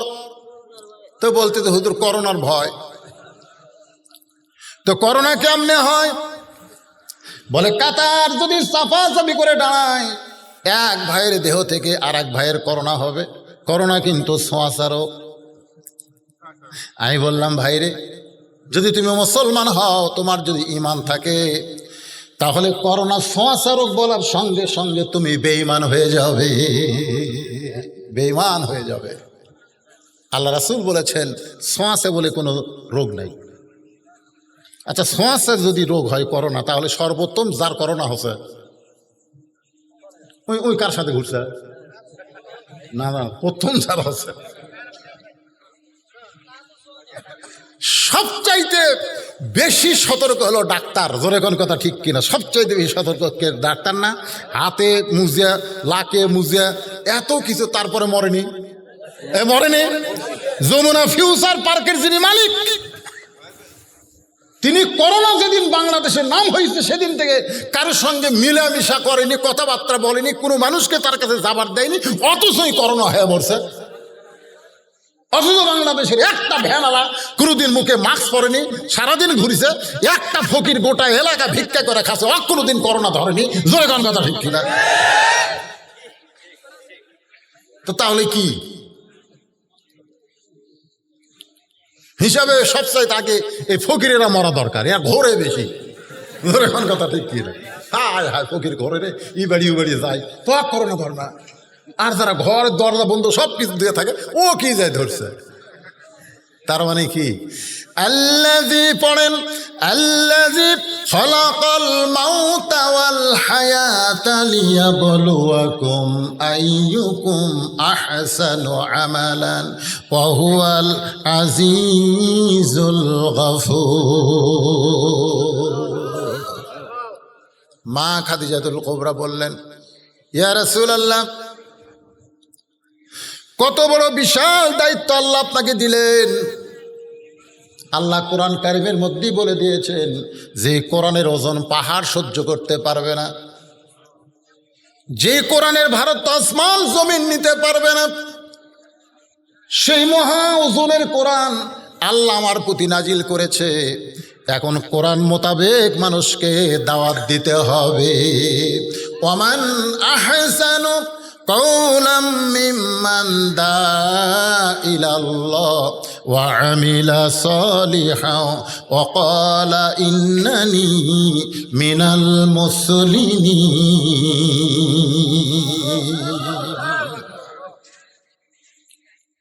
শুরু হয়ে গেল দাওয়াতের কাজ।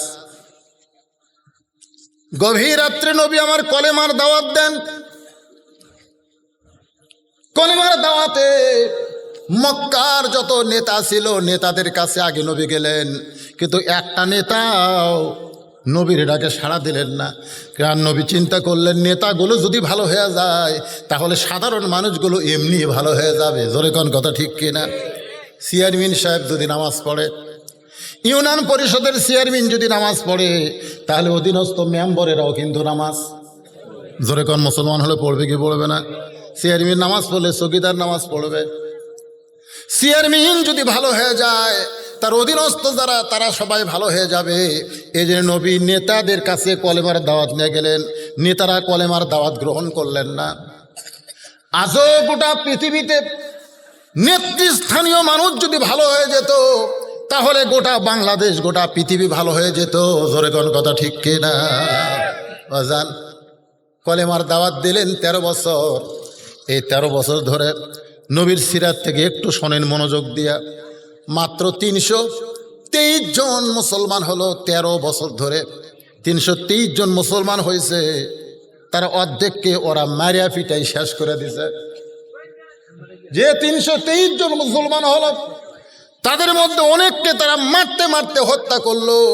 তার মধ্যে একজনের নাম হলো ইয়াসার। শুধুমাত্র ঈমান রাখার কারণে খেজুর গাছের সঙ্গে বেঁধে তাকে হত্যা করা হলো। তার সামনে তার বিবি সুমায়াকে 2 উটের সঙ্গে 2টা পা বেঁধে লজ্জাস্থানে তীর নিক্ষেপ করে তাকে হত্যা করা হলো।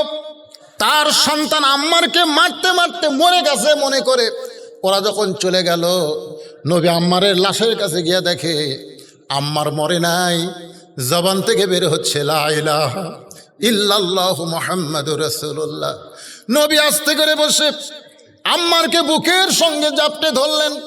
আবু বকর আলীর সহায়তায় তাকে নিয়ে আসলেন। উম্মে সুমায়া ইয়াসারকে দাফন করে ইসলামের প্রথম শহীদ তাদেরকে ঘোষণা করে দিলেন। জোরে বলেন সুবহানাল্লাহ। এভাবে কলেমার দাওয়াত দিলেন 13 বছর। 13 বছরের মধ্যে 323 জন মুসলমান হলো। মুসলমান তো 323 জন হলো, এই সামান্য মুসলমানিত্বই তাদের সহ্য হলো না। তারা আল্লাহর নবীকে হত্যা করার পরিকল্পনা করলো। আপনারা সকলেই জানেন গভীর রাত্রে নবীর বাড়ি তারা ঘেরাও করলো। নবী ঘর থেকে বের হলেই তারা নবীকে হত্যা করবে। নবী হযরত আলীকে বললেন, আলী আমার চাদর মুড়ি দিয়ে তুমি ঘুমিয়ে যাও, আমাকে আল্লাহ আজকে মক্কা থেকে মদিনায় হিজরত করার হুকুম দিয়েছে। এই দাওয়াতের মাধ্যমে আর ইসলাম চলবে না, এখন ইসলামকে মডিফাইড করতে হবে। ধরে কোন সুবহানাল্লাহ। আলী বলতেছে, রাসূলুল্লাহ সন্ধ্যা থেকে আমি দেখলাম কতগুলো মানুষ আমাদের বাড়ি ঘেরাও করে আছে। আল্লাহ আপনাকে যেদিন কেউ বাড়ি আপনার পাহারা দেয় নাই সেই দিন হিজরতের হুকুম না করে আজকে এই কঠিন মুহূর্তে আপনাকে মক্কা ছেড়ে মদিনায় যাবার কয়, কেমন আল্লাহ আমি বুঝতে পারলাম না। আল্লাহ রাসূল বলে, আলী তুমি ছোট্ট মানুষ বুঝবা না, বরং তুমি আমার বিছনায় চাদর মুড়ি দিয়ে ঘুমিয়ে যাও। নবী বের হয়ে দেখলেন মক্কার সমস্ত কাফিরেরা অস্ত্র শস্ত্র নিয়ে রেডি হয়ে আছে। আল্লাহ রাসূল বললেন, আল্লাহ ঈসা আলাইহিস সালামকে এরকম মুহূর্তে আপনি আসমান উঠায় নিয়ে চলে গেছেন, ঘরের ছাদ ফাঁকা করে ঈসা নবীকে আপনি আসমানে নিয়ে গেছেন, আর আমাকে আপনি কাফিরদের ভিতর থেকে মদিনায় যাওয়ার হুকুম দিলেন। আল্লাহ বলেন, হাবিব এক মুষ্টি ধুলে নেন, এক মুষ্টি বালি হাতে নেন, বালি হাতে নিয়ে শাহাদাতুল ওযু বলে আপনি বালি নিক্ষেপ করেন। বালি নিক্ষেপ করা হলো। ওই বালিটা সমস্ত কাফেরদের চোখের মধ্যে আল্লাহ ঢুকাইয়া দিল। ওরা হাতের অস্ত্র ফেলে দিয়া যখন চোখ এভাবে বুঝতেছে, নবী আমার আবু বকরের দরজায় গেলেন। আবু বকর রাদিয়াল্লাহু শুধুমাত্র একটা ঠোকা দেওয়ার সঙ্গে সঙ্গে দরজা খুলে গেল। নবী চমকে বলে, আবু বকর, আমি এত রাত্রে তোমার ঘরের দরজায়, তুমি কি আগে থেকেই জানতে? আবু বকর বলে, হুজুর, আপনি যদি নেতা হন তাহলে আমি হলাম আপনার দলের কর্মী। জোরে কোন সুবহানাল্লাহ। আল্লাহ রাসূল বলেন, আবু বকর, তুমি কি জানো মক্কা থেকে মদিনায় হিজরতের হুকুম হয়েছে? আবু বকর বলেন, হুজুর চলেন যাই। আল্লাহ রাসূল আবু বকরকে বললেন, আবু বকর, তোমার ঈমান দেখে আমি আশ্চর্য হয়ে গেলাম। তোমার ঘরে তোমার বিবি আছে, তোমার ঘরে তোমার বাচ্চা আছে, তোমার ছেলে মেয়ে বিবিকে তুমি বাদ দিয়া বলার সঙ্গে সঙ্গে আমার সঙ্গে তুমি মদিনায় যাবে। আবু বকর বলে, ইয়া রাসূলুল্লাহ, ওয়া ইযা তুলিয়াত আলাইহিম আয়াতুহু জাদাতুহুম ঈমানা। জোরে কর না সুবহানাল্লাহ। আপনার মুখের কোরআন শরীফ শোনার সঙ্গে সঙ্গে আল্লাহ তাআলা আমার ঈমান কেমন ভাবে বাড়ায় দিছে। এই মুহূর্তে যদি আপনি আমার বুকের কলিজাটা বের করে দেখেন, গোটা কলিজা শুদ্ধ দেখতে পাবেন। লা ইলাহা ইল্লাল্লাহ মুহাম্মদ রাসূলুল্লাহ ছাড়া আর অন্য কারো জায়গা নাই। আবু বকরকে নিয়ে নবী মদিনায় চলে গেলেন। গারে সুরের কথা আছে, আমি এত লম্বা করে বলতে পারবো না, শুধু আয়াতের তাফসিরকে বুঝাইতে গিয়ে আপনাদেরকে বলতেছি। বেজান গো, সময় তখন ধরেন দুপুর 12টা, কি হয় রে, দুপুর 1টা হবে। এমন সময় নবী উটের পিঠে করে আবু বকরকে নিয়ে মদিনায়। তাকায় দেখে রাস্তায় বাচ্চারা দাঁড়িয়ে আছে। বাচ্চারা, অনেক বাচ্চারা রাস্তায় দাঁড়িয়ে আছে। আল্লাহ রাসূল বাচ্চাদের দিকে তাকায়, যেই মাত্র তাকাইছে, ইবনে ইসহাক বলতেছে সমস্ত বাচ্চারা দুইখানা হাত নবীর দিকে এইভাবে বাড়ায় দিয়েছে। জোরে কোন সুবহানাল্লাহ। আবু বকর বলে, হুজুর, এই বাচ্চারা 2 হাত বাড়ায় আপনার কাছে কিছু চায়, এখন বলেন তো আমাদের দিবার মতন কিছু আছে নাকি? আল্লাহ রাসূল বলে, আবু বকর, আমাদের কাছে দিবার কিছুই নাই। ছোটদেরকে স্নেহ করতে হবে, বড়দের শ্রদ্ধা করা লাগবে। এখন এই বাচ্চাদেরকে আমি কি দিব? আমার কাছে দেওয়ার মতন তো কিছুই নাই। রাসূল বললেন, ও মদিনার বাচ্চারা, জন্মের আগে আমি আমার বাবা হারাইছি, 6 বছর বয়স আমি মা হারাইছি।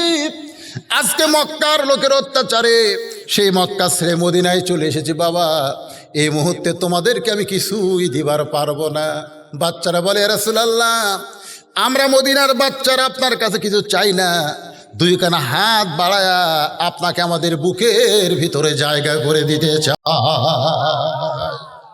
আল্লাহ রাসূল উটের পিঠ থেকে নামলেন, মদিনার বাচ্চাদের মাথায় হাত দিয়ে দোয়া করলেন। সমস্ত বাচ্চারা নবীর চেহারার দিকে তাকায়া বলে, এই চাঁদ বড়র মানুষটাকে মক্কার মানুষেরা কেন পছন্দ করে না, কেন হত্যা করতে চায়? সমস্ত বাচ্চারা নবীকে ঘিরে ধরে। নবী বলতেছে, বাবা আর কতক্ষণ এখানে থাকবো? বাচ্চারা বলে, হুজুর কষ্ট নেবেন না, শুধু একটা ওয়াদা আমাদেরকে দিবেন। ওয়াদা দেওয়ার পরে আপনি উটের পিঠে চড়বেন, যেখানে আপনার উট থামবে আপনি সেখানে গিয়ে নামবেন। জোরে কোন সুবহানাল্লাহ। আল্লাহ রাসূল চমকে গিয়ে বললেন, বাবাজিরা তোমরা কি ওয়াদা চাও, কি ওয়াদা চাও? বাচ্চারা বলে, হুজুর আমাদের মাথায় হাত দিয়ে বলতে হবে আপনি আর কোনোদিন মদিনা ছাড়বেন না। শুধু এই ওয়াদাটা আমাদের মাথায় হাত দিয়ে আপনি দিবেন। আল্লাহ রাসূল আবু বকরের দিকে তাকায়। আবু বকর বলে, হুজুর কে বলে আপনার দয়ার মানুষ নাই? তাকায় দেখেন এই বাচ্চারা আপনাকে কত ভালোবাসে, আপনাকে থাকার ওয়াদা চাচ্ছে। আল্লাহ রাসূল সমস্ত বাচ্চাদের মাথায় হাত দিলেন, ওয়াদা করলেন, বাবা আমি আর তোমাদেরকে ছেড়ে কোনোদিন যাব না। নবী যখন মৃত্যুর বিছানায়, এমন সময় ফেরেশতা জিবরাইল এসে নবীকে সালাম দেয়, আসসালামু আলাইকা ইয়া রাসূলুল্লাহ। আল্লাহ নবী বলে, জিবরাইল কি খবর? বলে, হুজুর ওই যে তাকায় দেখেন আজরাইল দাঁড়িয়ে আছে, কিছুক্ষণ পর আজরাইল এসে আপনার জানটা কবজ করবে।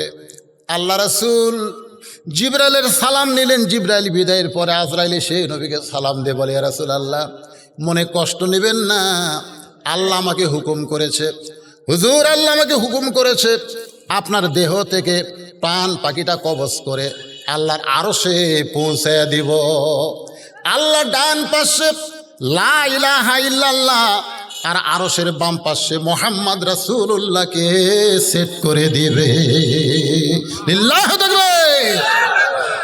আজকে বাংলাদেশের অনেক মসজিদে আমরা দেখি এক পাশে লা ইলাহা ইল্লাল্লাহ আছে না নাই, যেখানে আছে না নাই, আর এক পাশে কি মুহাম্মাদুর রাসূলুল্লাহ। অনেক অনেক লোক বলে যে একই লাইনে আল্লাহ এবং রাসূলের নাম রাখা যাবে না। এখন কিছু ফেতনাবাজ বার আছে, এখন কিছু ফেতনাবাজ কিন্তু আপনাদের মধ্যেও হয়তো এরকম বলবে যে আল্লাহর সাথে রাসূলের নাম রাখা যাবে না।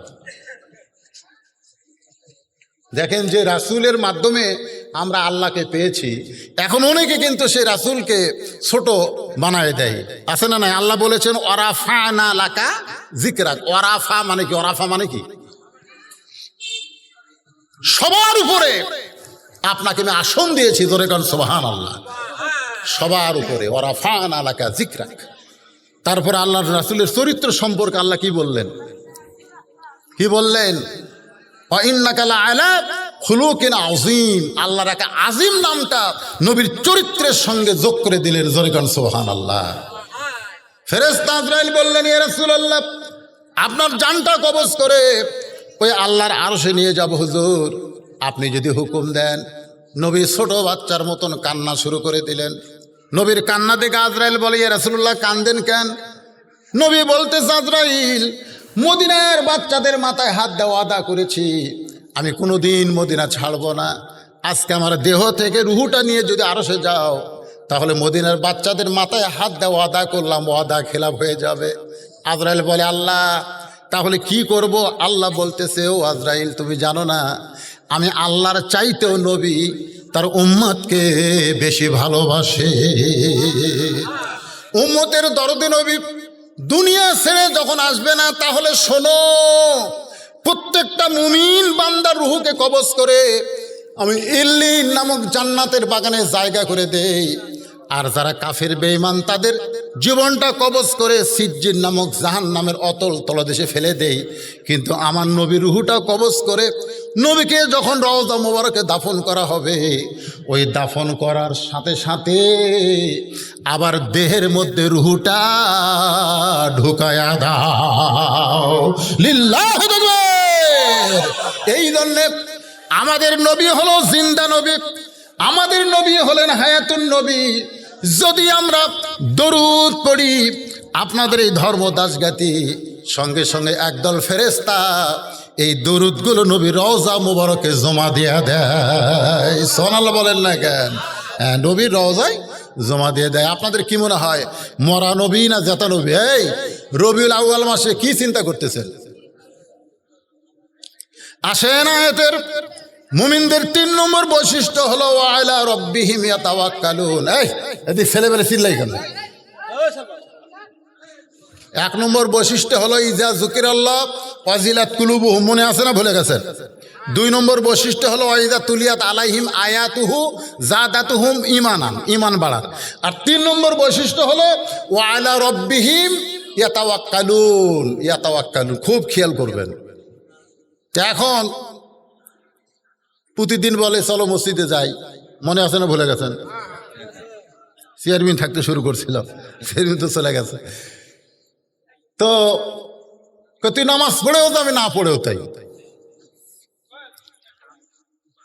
নামাজ পড়েও যায়, না পড়েও তাই। চিন্তা করতেছে আগে তো এইভাবে ডাইরেক্ট কাজ করলে হবে না, এটা কি করা দরকার?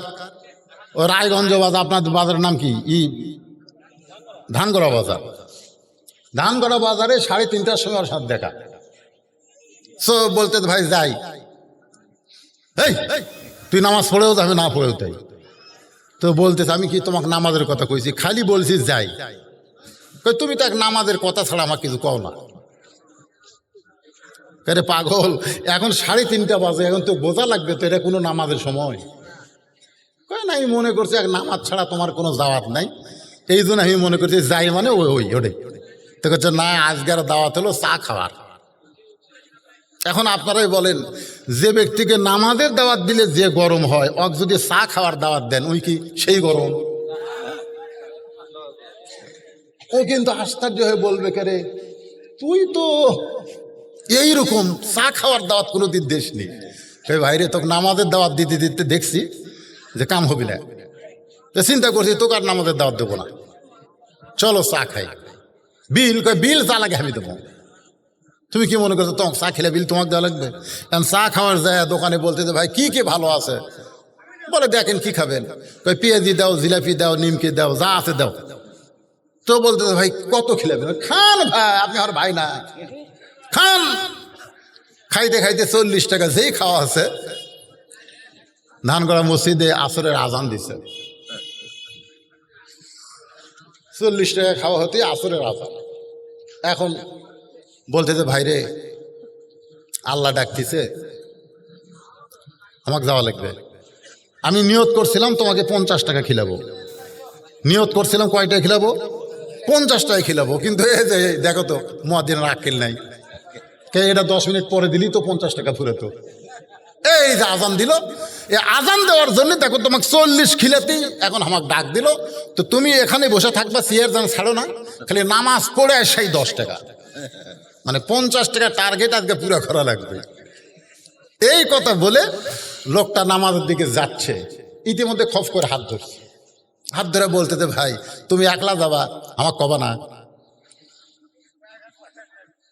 তো বলতেছে না ভাই এতদিন বহুদিন কইছি ভাই, কাম হয়নি। আরে মেয়ে এতদিন কইছো খালি খালি খালি খালি খালি ব্যাগের দাম আছে, খালি পকেটের দাম আছে, খালি বস্তার কোনো দাম আছে, খালি ওয়াজ শোনা লাভ আছে, খালি।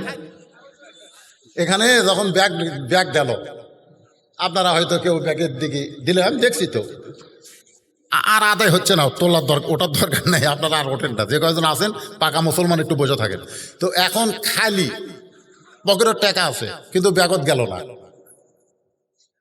আপনাদের অনেকে মনে হয় কি হয়, বক্তা ওয়াজ করছে আস-সাদকাতু তারুদ্দুল বালা ও তাজিদু ফিল উমর, কালা রাসূলুল্লাহ সাল্লাল্লাহু আলাইহি সাল্লাম, জোরে কোন সুবহানাল্লাহ।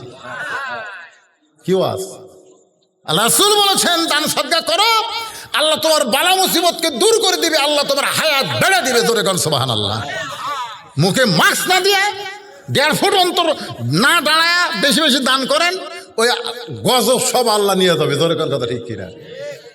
হুজুর তো 500 টাকা করে চাচ্ছে, কেউ দিচ্ছে না। তো এক লোক মাঝখানে বসে আছে, আর বহু খুব অসুস্থ, বহু ডাক্তার দেখাচ্ছে, কাম হয় না। মনে করতেছে হুজুর যখন বারবার চাচ্ছে, দেখি আজকে 500 টাকা দান করব, এই দানে কি আমার বহু ভালো হয় কিনা দেখবো, আল্লাহ নবীর হাদিস সত্যি না মিথ্যে, হুজুর আওয়াজ করা যায় কি সত্যি না মিথ্যে। এই কথা শুনে হাদিস বিশ্বাস করে আমি উঠে আসে 500 টাকা দিছে। যা যেই বলছে ওর কাছে একজন ছিল, মারছে ঘুরতে, খেরে তুই তো 500 টাকা হুজুরের কথা দিয়ে এলু, টাকা আমার নাই, এই দেখ 1000 টাকা আছে। এরকম খালি খালি ওয়াজ শুনি রে, আমি কোনোদিন দান করি না। তো না ভাই আমি একটা নিয়ত করে করছি, দেখি আল্লাহ কি করে। যতই নিয়ত কর কাম হবি না, কি ওয়াজ শুনবো, টেকা তো মুখে রে। একই পাড়ার দুইজন, একজন উত্তর পাড়ার, একজন দক্ষিণ পাড়ার। উত্তর পাড়ার যাই 500 টাকা দান করছে, ওর বইয়ের প্যারালাইসিস, 2 বছর ডাক্তার দেখায় ভালো হয় না। ওই যে দরজা না ডাক দেয়, জানলার ডাকতেছে রহিমা, রহিমা মানে ওর মেয়ের নাম, ধরে কোন রহিমা কান না, না মেয়ের নাম, যে ডাকছে রহিমা, সঙ্গে সঙ্গে বউ বলতেছে মেয়েটা ভালো, দুনিয়ার কোনো সার্টিফিকেট লাগবে না, স্বামীর সার্টিফিকেটই আল্লাহ বউটাকে জান্নাত দিয়া দিল। তো মনে করতেছে ঘষায় ঘষায় দরজা খুলবে, দেখে না হেঁটে হেঁটে এসে দরজা খুলে দিছে। স্বামী কয় আলহামদুলিল্লাহ, খেরে ন্যাংরা তুই হাঁটিস কেমনে? তাই বলতেছে যে কি যে হলো, আজকে রাত্রে স্বপ্ন দেখতেছি, তুমি তো ওয়াজ করবে গেছে, আমি স্বপ্নে হাঁটতেছি, স্বপ্নে হঠাৎ আমার ঘুম ভেঙে গেল। তখন আল্লাহ বললাম, আল্লাহ তুমি আমার পাও কেড়া লিয়া স্বপ্নে আবার আমাকে হাঁটাও। তাই আস্তে আস্তে পায়ের দিকে দেখি পায়ের মধ্যে শক্তি, তা আমি আস্তে করে 1 পা নামালাম, দেখি না এই পাও শক্তি, 2 পা হেঁটে হেঁটে কলে টিউবওয়েলে গেলাম, উযু করে তাহাজ্জুদের নামাজ পড়তেছি, আর তুমি এমন সময় রহিমাকে ডাকতেছ। তো নামাজের খবর কি? বলে আল্লাহ রাসূল বলেছেন, একমাত্র ফরজ ইবাদত বাদ দিয়া স্বামী যদি বউকে ডাকে সমস্ত ইবাদত বাতিল হয়ে যাবে। স্বামীর ডাকে সঙ্গে সঙ্গে সাড়া দিতে হবে। সুবহানাল্লাহ বলেন। একমাত্র, এই মায়েরা, একমাত্র ফরজ ইবাদত বাদ দিয়া সুন্নত কন নফল কন নিয়ত বান্দার পরেও যদি স্বামী ডাক দেয়, নিয়ত ছাড়া স্বামীর ডাকে সাড়া দিতে হবে। কারণ রাসূল বলেছেন, আল্লাহর পরে কাউকে যদি সেজদা দেওয়ার হুকুম থাকতো তাহলে প্রত্যেকটা বউকে বলা হতো স্বামীর পায়ে সেজদা কর।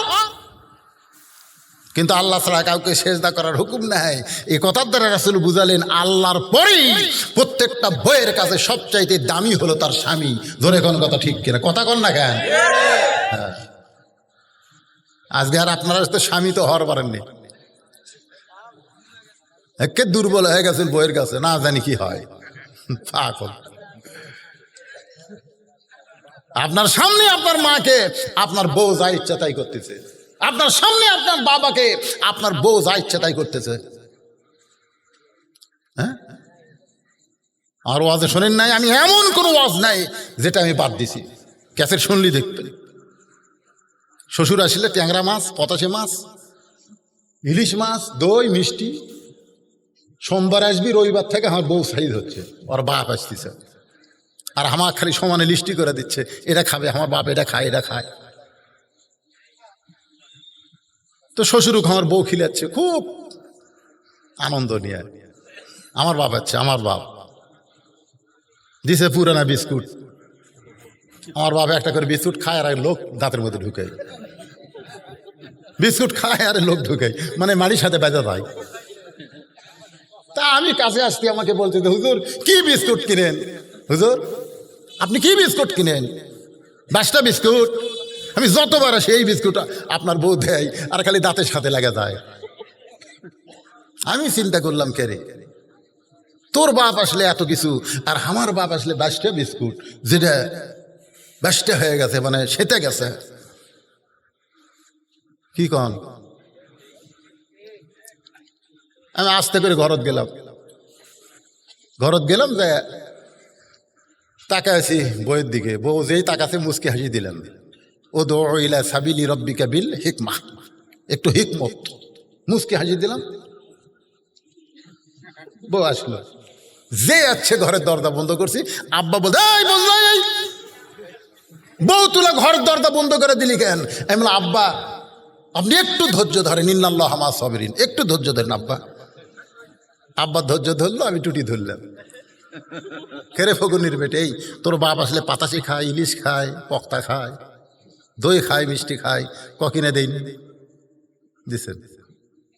তা আমার বাপক সেঁতানা বিস্কুট কেরা? এই ফগুনির বেটি, তো তালাক দেবো, তো তালাক দিয়ে এই সপ্তাহের মধ্যে মরদ যদি হয় বিয়া কর্ম। এখনই এখনই এখনই বহু মেয়ে মানুষ আমাকে, হুজুর আপনার ওয়াজ শোনা হাঁক ভালো লাগে, বিয়ে করবেন? আমার বইয়ের অভাব নাকি রে? কিন্তু আমার বাপ মায়ের বড় অভাব রে। এই বাপ মরলে, এই মা মরলে আমি আর কিয়ামত পর্যন্ত খুঁজে পাবো না। আর আমার সেই বাবক তুই সেতানা বিস্কুট দেশ, আর তোর বাপের জন্য এত কিছু। টুটি ধরে ওই কান্দা কয়, আল্লাহ রাস্তা আমাকে ছাড়া দেন, আজ থেকে আমার বাবু যা, আপনি বাবু তাই, আমার বাবু যা। আমি ছেড়ে দিলাম। আমার আব্বা এরপরে 2-4 বছর পয়সা ছিল। আব্বা কাছে, বাবা ঘরের দরজা বন্ধ করে তুই যে কি ওয়াজ করছিস বাবা, তোর বউ তারপর থেকে ফেরেশতা হয়ে গেছে রে। আমার মায়েরা, বোনের একটু মনোযোগ দিয়ে শোনেন। নিজের বাবাকে যেমন আপনি ভালোবাসেন, আপনার শ্বশুরকেও তেমন ভালোবাসবেন। আপনি কি দেখেন না আপনার স্বামী আপনার বাবাকে কেমন ভালোবাসে? শ্বশুর আসলে দেখবেন প্রত্যেকটা জামাই গোস্ত কিনতে যায়, যায় কি যায় না? কতক্ষণ যায় কি যায় না? প্রত্যেকটা জামাই শ্বশুরকে ভালোবাসে, শ্বশুরকে সালাম দেয়, শ্বশুরের সঙ্গে ভালো ব্যবহার করে। অথচ বেটার বউ তার শ্বশুরকে দেখতে পারে না।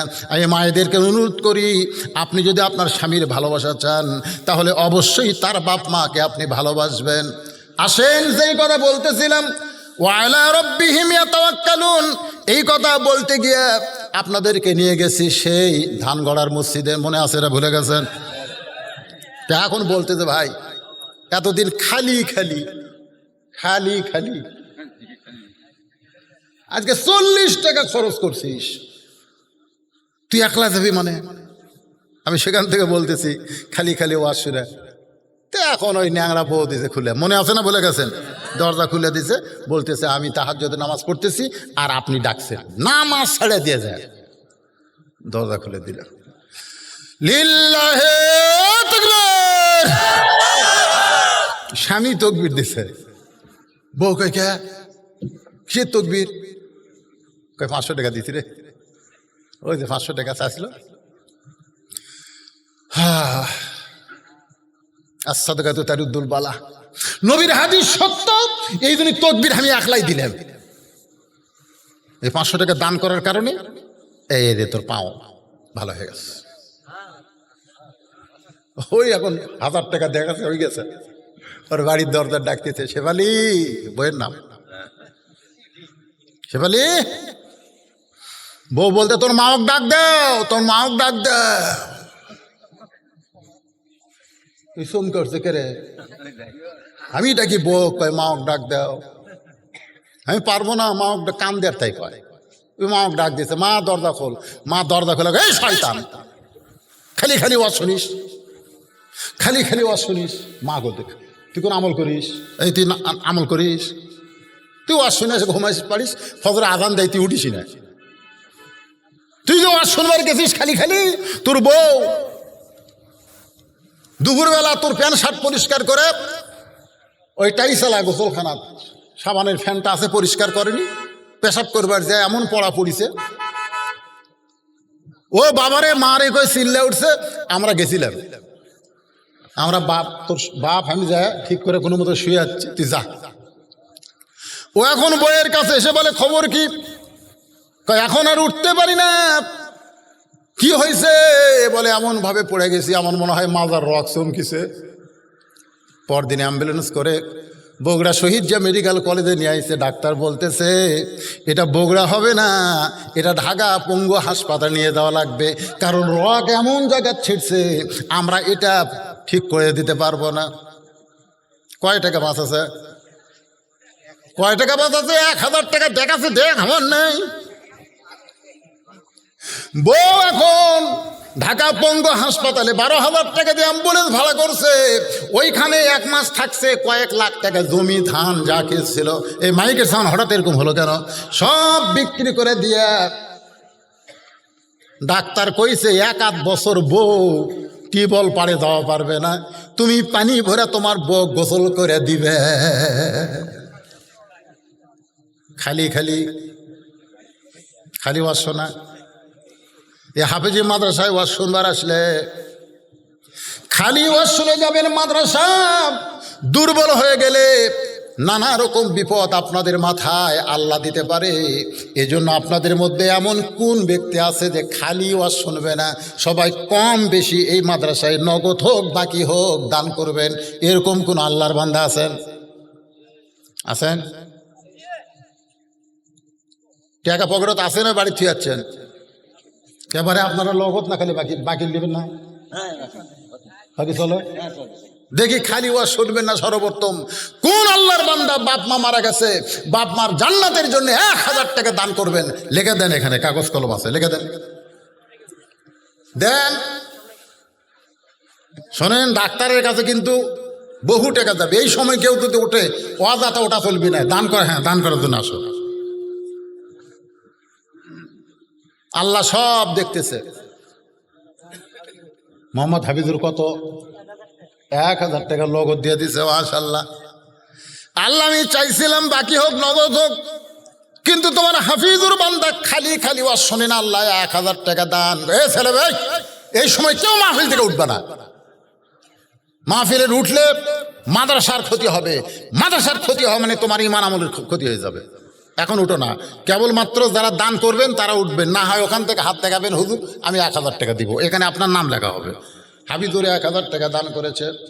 এর হাবিজুরে বাপ মা বাঁচে আছে না মারা গেছে? বাবা বেঁচে আছে, আল্লাহ হায়াত দারাজ করেন, আল্লাহ সুখে শান্তিতে রাখেন। 1000 টাকা দেওয়ার কারণে আপনি বলেছেন ওমা তুনফিকু মিন শাইইন ফি সাবিলিল্লাহি ওয়াফা ইলাইকুম ওয়া আনতুম লা তুজলামুন।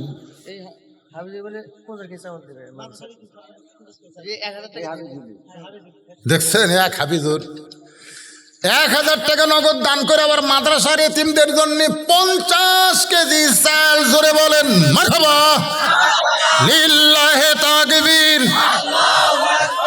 দেন বাবা, বলেন এই মাদ্রাসার সভাপতি, সেক্রেটারি, কেশিয়ার সদস্য যারা আছে, মাদ্রাসার হিতকাঙ্ক্ষী, মাদ্রাসা চলে কি করে, কি দিয়ে চলে বাবা? মাদ্রাসার হুজুরকে মাসিক দান আছে নাকি? আপনারা মাসিকও হতে পারেন, মাসে 100, বছরে 1200, এরকম দাতা সদস্য, জান্নাতি সদস্য কারা হবেন? আবু বকর, ওমর। আলোচনা করে আপনাদের শোনাইছি। 2 নম্বর হলো ওয়াইজা তুলিয়াত আলাইহিম আয়াতুহু যাদাতুহুম ঈমানা, সেটাও আপনাদের শোনাইলাম। এখন 3 নম্বর বৈশিষ্ট্য হচ্ছে ওয়া আলা রাব্বিহিম ইয়াতাওয়াক্কালুন। মনে আছে না ভুলে গেছেন? মনোযোগ দিয়ে শোনেন। এখন বলতে যে ভাই প্রতিদিন খালি খালি আজকে আমার পিছনে 40 টাকা খরচ করেছো, আজকে তুমি না বললেও আমার একটা সৌজন্য আছে, বোধ, সৌজন্য বোধ, এর নাম কি? তুমি না বললো আজকে আমি যাবো ভাই। লোকটা মনে মনে কয়, আল্লাহ এতদিন খালি খালি দাওয়াত দিছিলাম, কাম হয়নি, আজকে 40 টাকা খরচ করছি, কাম হওয়ার পথে। সুবহানাল্লাহ কর না কেন? তা এখন ধানগড়া মসজিদের কাছে নিয়ে যাচ্ছে আর বলতেছে, ভাই রে এতদিন তোমার খালি নামাজের কথা বলছি, তাই তুমি যে রাগ হছো, তো আজকে তোমাকে আর একটা কথা বলে, আজ আবার কি? আর কি? আরে যা কবা তাই শুনবো। বলতেছে ভাই ওযু করা লাগবে। আচ্ছা আপনারা বলেন তো, এতদিন কি ওযুর কথা কছে? কিসের কথা কছে? নামাজের কথা। নামাজ ওরবার গেলে ওযু আছে না নাই? তো বলতে তো ভাই জানো ওযু করা হবে না, ওলা হবে না, ওলা মারে ফতে কথা হবে না। শোনেন, যে শরীয়ত শুনতেছেন না, কথা বুঝতেছেন আমার? তো এখন বলতে তো ভাই কি করা লাগবে? বলতে তো ভাই তুই যা বলবি তাই শুনবো। যে আমার পিছনে 40 টাকা খরচ করছে, আরো 10 টাকা আমাকে খরচ করে খাওয়াবে, তার সৌজন্যে ওযু করতে আমার কোনো সমস্যা। ওযু করার পরে বলতে তো ভাই এ আল্লাহর ঘরে ঢুকতে গেলে একটা নিয়ম আছে। বলে কিসের নিয়ম? বলে ডান পায়ে ঢোকা লাগবে, ডান পায়ে ঢুকতে হবে। আল্লাহ রাসূল বলেন, ডান পায়ে যারা মসজিদের মধ্যে ঢোকে, হাসরের ময়দানের কঠিন সময় আমার আল্লাহ তাআলা ডান হাতে তাদের আমলনামা দিবে, তারা হাসতে হাসতে আল্লাহর জান্নাতের মধ্যে প্রবেশ করবে। এখন ডান পায়ে শুধু ঢুকলে হবে না, কয় আবার কি করা লাগবে? বলে একটা দোয়া পড়া লাগবে। খোকনের বউ, হ্যাঁ, মেয়ে মানুষ টাকা দিলে নাম বলা লাগবে। আমি এক জায়গার নাম বলিনি, ওই লোক ধরছে, যাই টাকা দিয়ে গেছে ওই মেয়ে মানুষ ধরছে, তুই টাকা দিস নি। তো কাছে দিছি, হ্যাঁ দিলে আমার নাম কবি না কেন? এই তো কেন? সেদিন খোকনের বউ 100 টাকা দিছে, পাওয়া গেছে। পুরুষ মানুষের অত সন্দেহ নাই, কিন্তু মেয়ে মানুষ আছে না নাই? জোরে কর। এখন বলতে যে ভাইজান দোয়া পড়ো, আল্লাহুম্মা আফতাহ লি আবওয়াবা রাহমাতিক। আমি লোকটাকে বললাম, মুখে মাস্ক পরে মসজিদের মধ্যে ঢুকলেন, আর 1.5 ফুট পর পর দাঁড়াবেন, অথচ আপনি কি বললেন? ফালিয়াবুদু রব্বা হাযাল বাইত আল্লাযী আত'আমাহুম মিন জু'ইন ওয়া আমানাহুম মিন খাউফ। আল্লাহ বলেছেন, এই ঘরের মালিকের যারা ইবাদত করবে, এই ঘর মানে কাবা ঘর, এই কাবা ঘর মসজিদ ঘরের মালিকের যারা ইবাদত করবে, মসজিদের মধ্যে ঢোকার সঙ্গে সঙ্গে তাদের 2টা জিনিস দেওয়া হবে। 1 নম্বর হলো তাদের কোনো রেজেকের পেরেশানি থাকবে না, আর 2 নম্বর হলো যাবতীয় ভয় ভীতি থেকে আল্লাহ তাকে নিরাপত্তা দিয়ে দিবে। তাহলে আপনারা বলেন তো, মসজিদের মধ্যে ঢুকলে কোনো ভয় আছে? তারপরে মুখে মাস্ক দিয়ে ঢুকছে, ওর কে আল্লাহর উপর তাওয়াক্কুল আছে? ওয়া আলা রাব্বিহিম ইয়াতাওয়াক্কালুন বুঝানোর জন্য বলতেছি, একটু খেয়াল করেন তো। দোয়া পড়ে লোকটা মসজিদের মধ্যে যেই মাত্র ঢুকছে, কে? বেনামাজি। যেই ঢুকছে নামাজি, এবার সামনে কাতারে গিয়া আল্লাহর কাছে বলতেছে, আল্লাহ আল্লাহ বিনা হাজী সাহেবের বেটি 500 টাকা দান করছে মা বিনা। আল্লাহ মার দান কবুল কর, আল্লাহুম্মা আমিন। এখন সামনে কাতারে গিয়ে ভাইজান একটু মনোযোগ দিয়ে শোনেন, সামনে কাতারে গিয়ে বলতেছে আল্লাহ এখন টাকা দেন না তো পরে দেন। আল্লাহ এতদিন খালি খালি দাওয়াত দিছে, চটকা দিছে, বগুড়ার ভাষা হলো চটকা দেওয়া।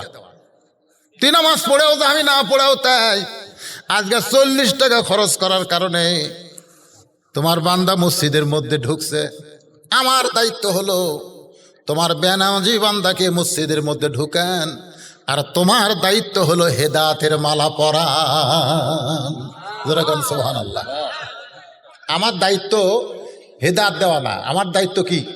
দাওয়াত দেওয়া। যেরকম আমার দায়িত্ব কি? কথাটা শোনেন, আমার দায়িত্ব হলো দাওয়াত দেওয়া। আমি দাওয়াত দিয়ে যেভাবেই হোক তোমার বান্দাকে মসজিদের মধ্যে ঢুকেছি।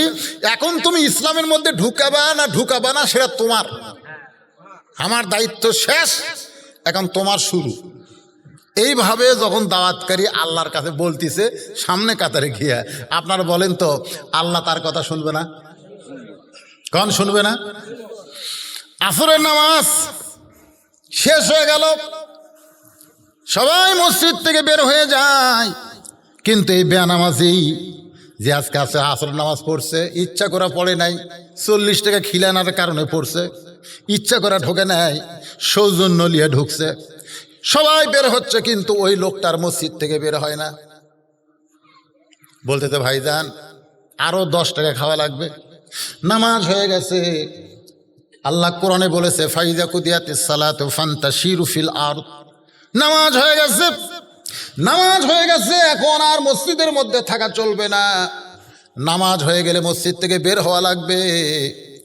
এখন সবাই জোহরের নামাজ পড়ে বাড়িতে গেছে, কিন্তু ওরা 4 জন 5 ফ্যান দিয়ে গল্প মারতেছে।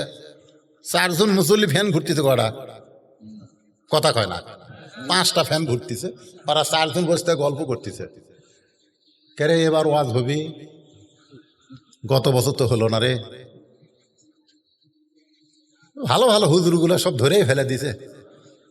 এখন যারা এই কথা কবি এর গল্প করতেছে 8 ঘন্টা ধরে, ফেরেশতা কয় আল্লাহ সবাই চলে গেল নামাজ পড়ে, এরা যে 5 জন ফ্যান ঘুরায় আর গল্প করে, এদের রেজাল্ট কি? আল্লাহ বলতেছে নামাজ শেষ করার পরে সবাই চলে গেছে, এরা যে 5 জন 8 ঘন্টা ধরে ফ্যান ঘুরাচ্ছে, এই ফ্যানের বিল, কারেন্টের বিল আলাদাভাবে এরা যদি না দেয় এরা জান্নাত যাবার পারবি না, কারণ মসজিদ ওর বাপের ঘর নয় যে ইচ্ছা মতো গল্প মারবি। জোরে কোন কথা ঠিক কিনা? মসজিদ কি কারো বাপের ঘর? ইচ্ছা মতো ফ্যান ঘুরাচ্ছেন। আর আল্লাহর বান্দার একটু মনোযোগ দেন। চলো ভাই বাইরে গিয়ে 10 টাকা বাকি আছে, চা খায়। লোকটা খালি কান্দে। বলে কি হয়েছে, কান্দো কেন? বলে নামাজের মধ্যে এত শান্তি আমি জীবনে কোনোদিন পাই নাই। নামাজের ভিতরে এত শান্তি কেমনে হয়? আল্লাহ রাসূল বলেছেন তা'বুদুল্লাহ কান্নাকা তারাহু ফাইন লাম তাকুন তারাহু ফাইন্নাহু ইয়ারাকা। যখন কোনো বান্দা আল্লাহর নামাজের মধ্যে শামিল হয়, স্বয়ং নামাজের মালিক আল্লাহকে সে দেখতে পায়। যদি আল্লাহ দেখা সম্ভব না হয়, আল্লাহ যে তাকে দেখতেছে এই বিশ্বাস তার কলিজার মধ্যে জন্ম নেয়। ভাইজান, নামাজ এমন একটা ইবাদত, আর ইবাদত যখন বান্দা ধরবে, ওই বান্দার অন্তরে আল্লাহ তাওয়াক্কুল সৃষ্টি করে দিবে। ওই বান্দার কোনো ভয় থাকবে না একমাত্র আল্লাহ ছাড়া। ওই করোনাকে ভয় করবে না, মৃত্যুকে ভয় করবে না, ওর অন্তরে শুধু আল্লাহর ভয় থাকবে। আল্লাহ বলতেছেন ওয়ালা তাহজানু ওয়া আবশিরু বিল জান্নাতিল্লাতী কুনতুম তুআদুন। আল্লাহ আমাদের সবাইকে কবুল করুক। সকলে বলে আল্লাহুম্মা আমিন। ইস্তিগফার পড়েন, আস্তাগফিরুল্লাহ রব্বি মিন কুল্লি যামবি ওয়া তুবু ইলাইহি। মাশাআল্লাহ, এই গ্রামের একটা জামাই 3000 টাকা নগদে দান করছে। শেরপুর বাড়ি আলমগীর হোসেন। আল্লাহ তার দানকে কবুল করেন। আল্লাহুম্মা।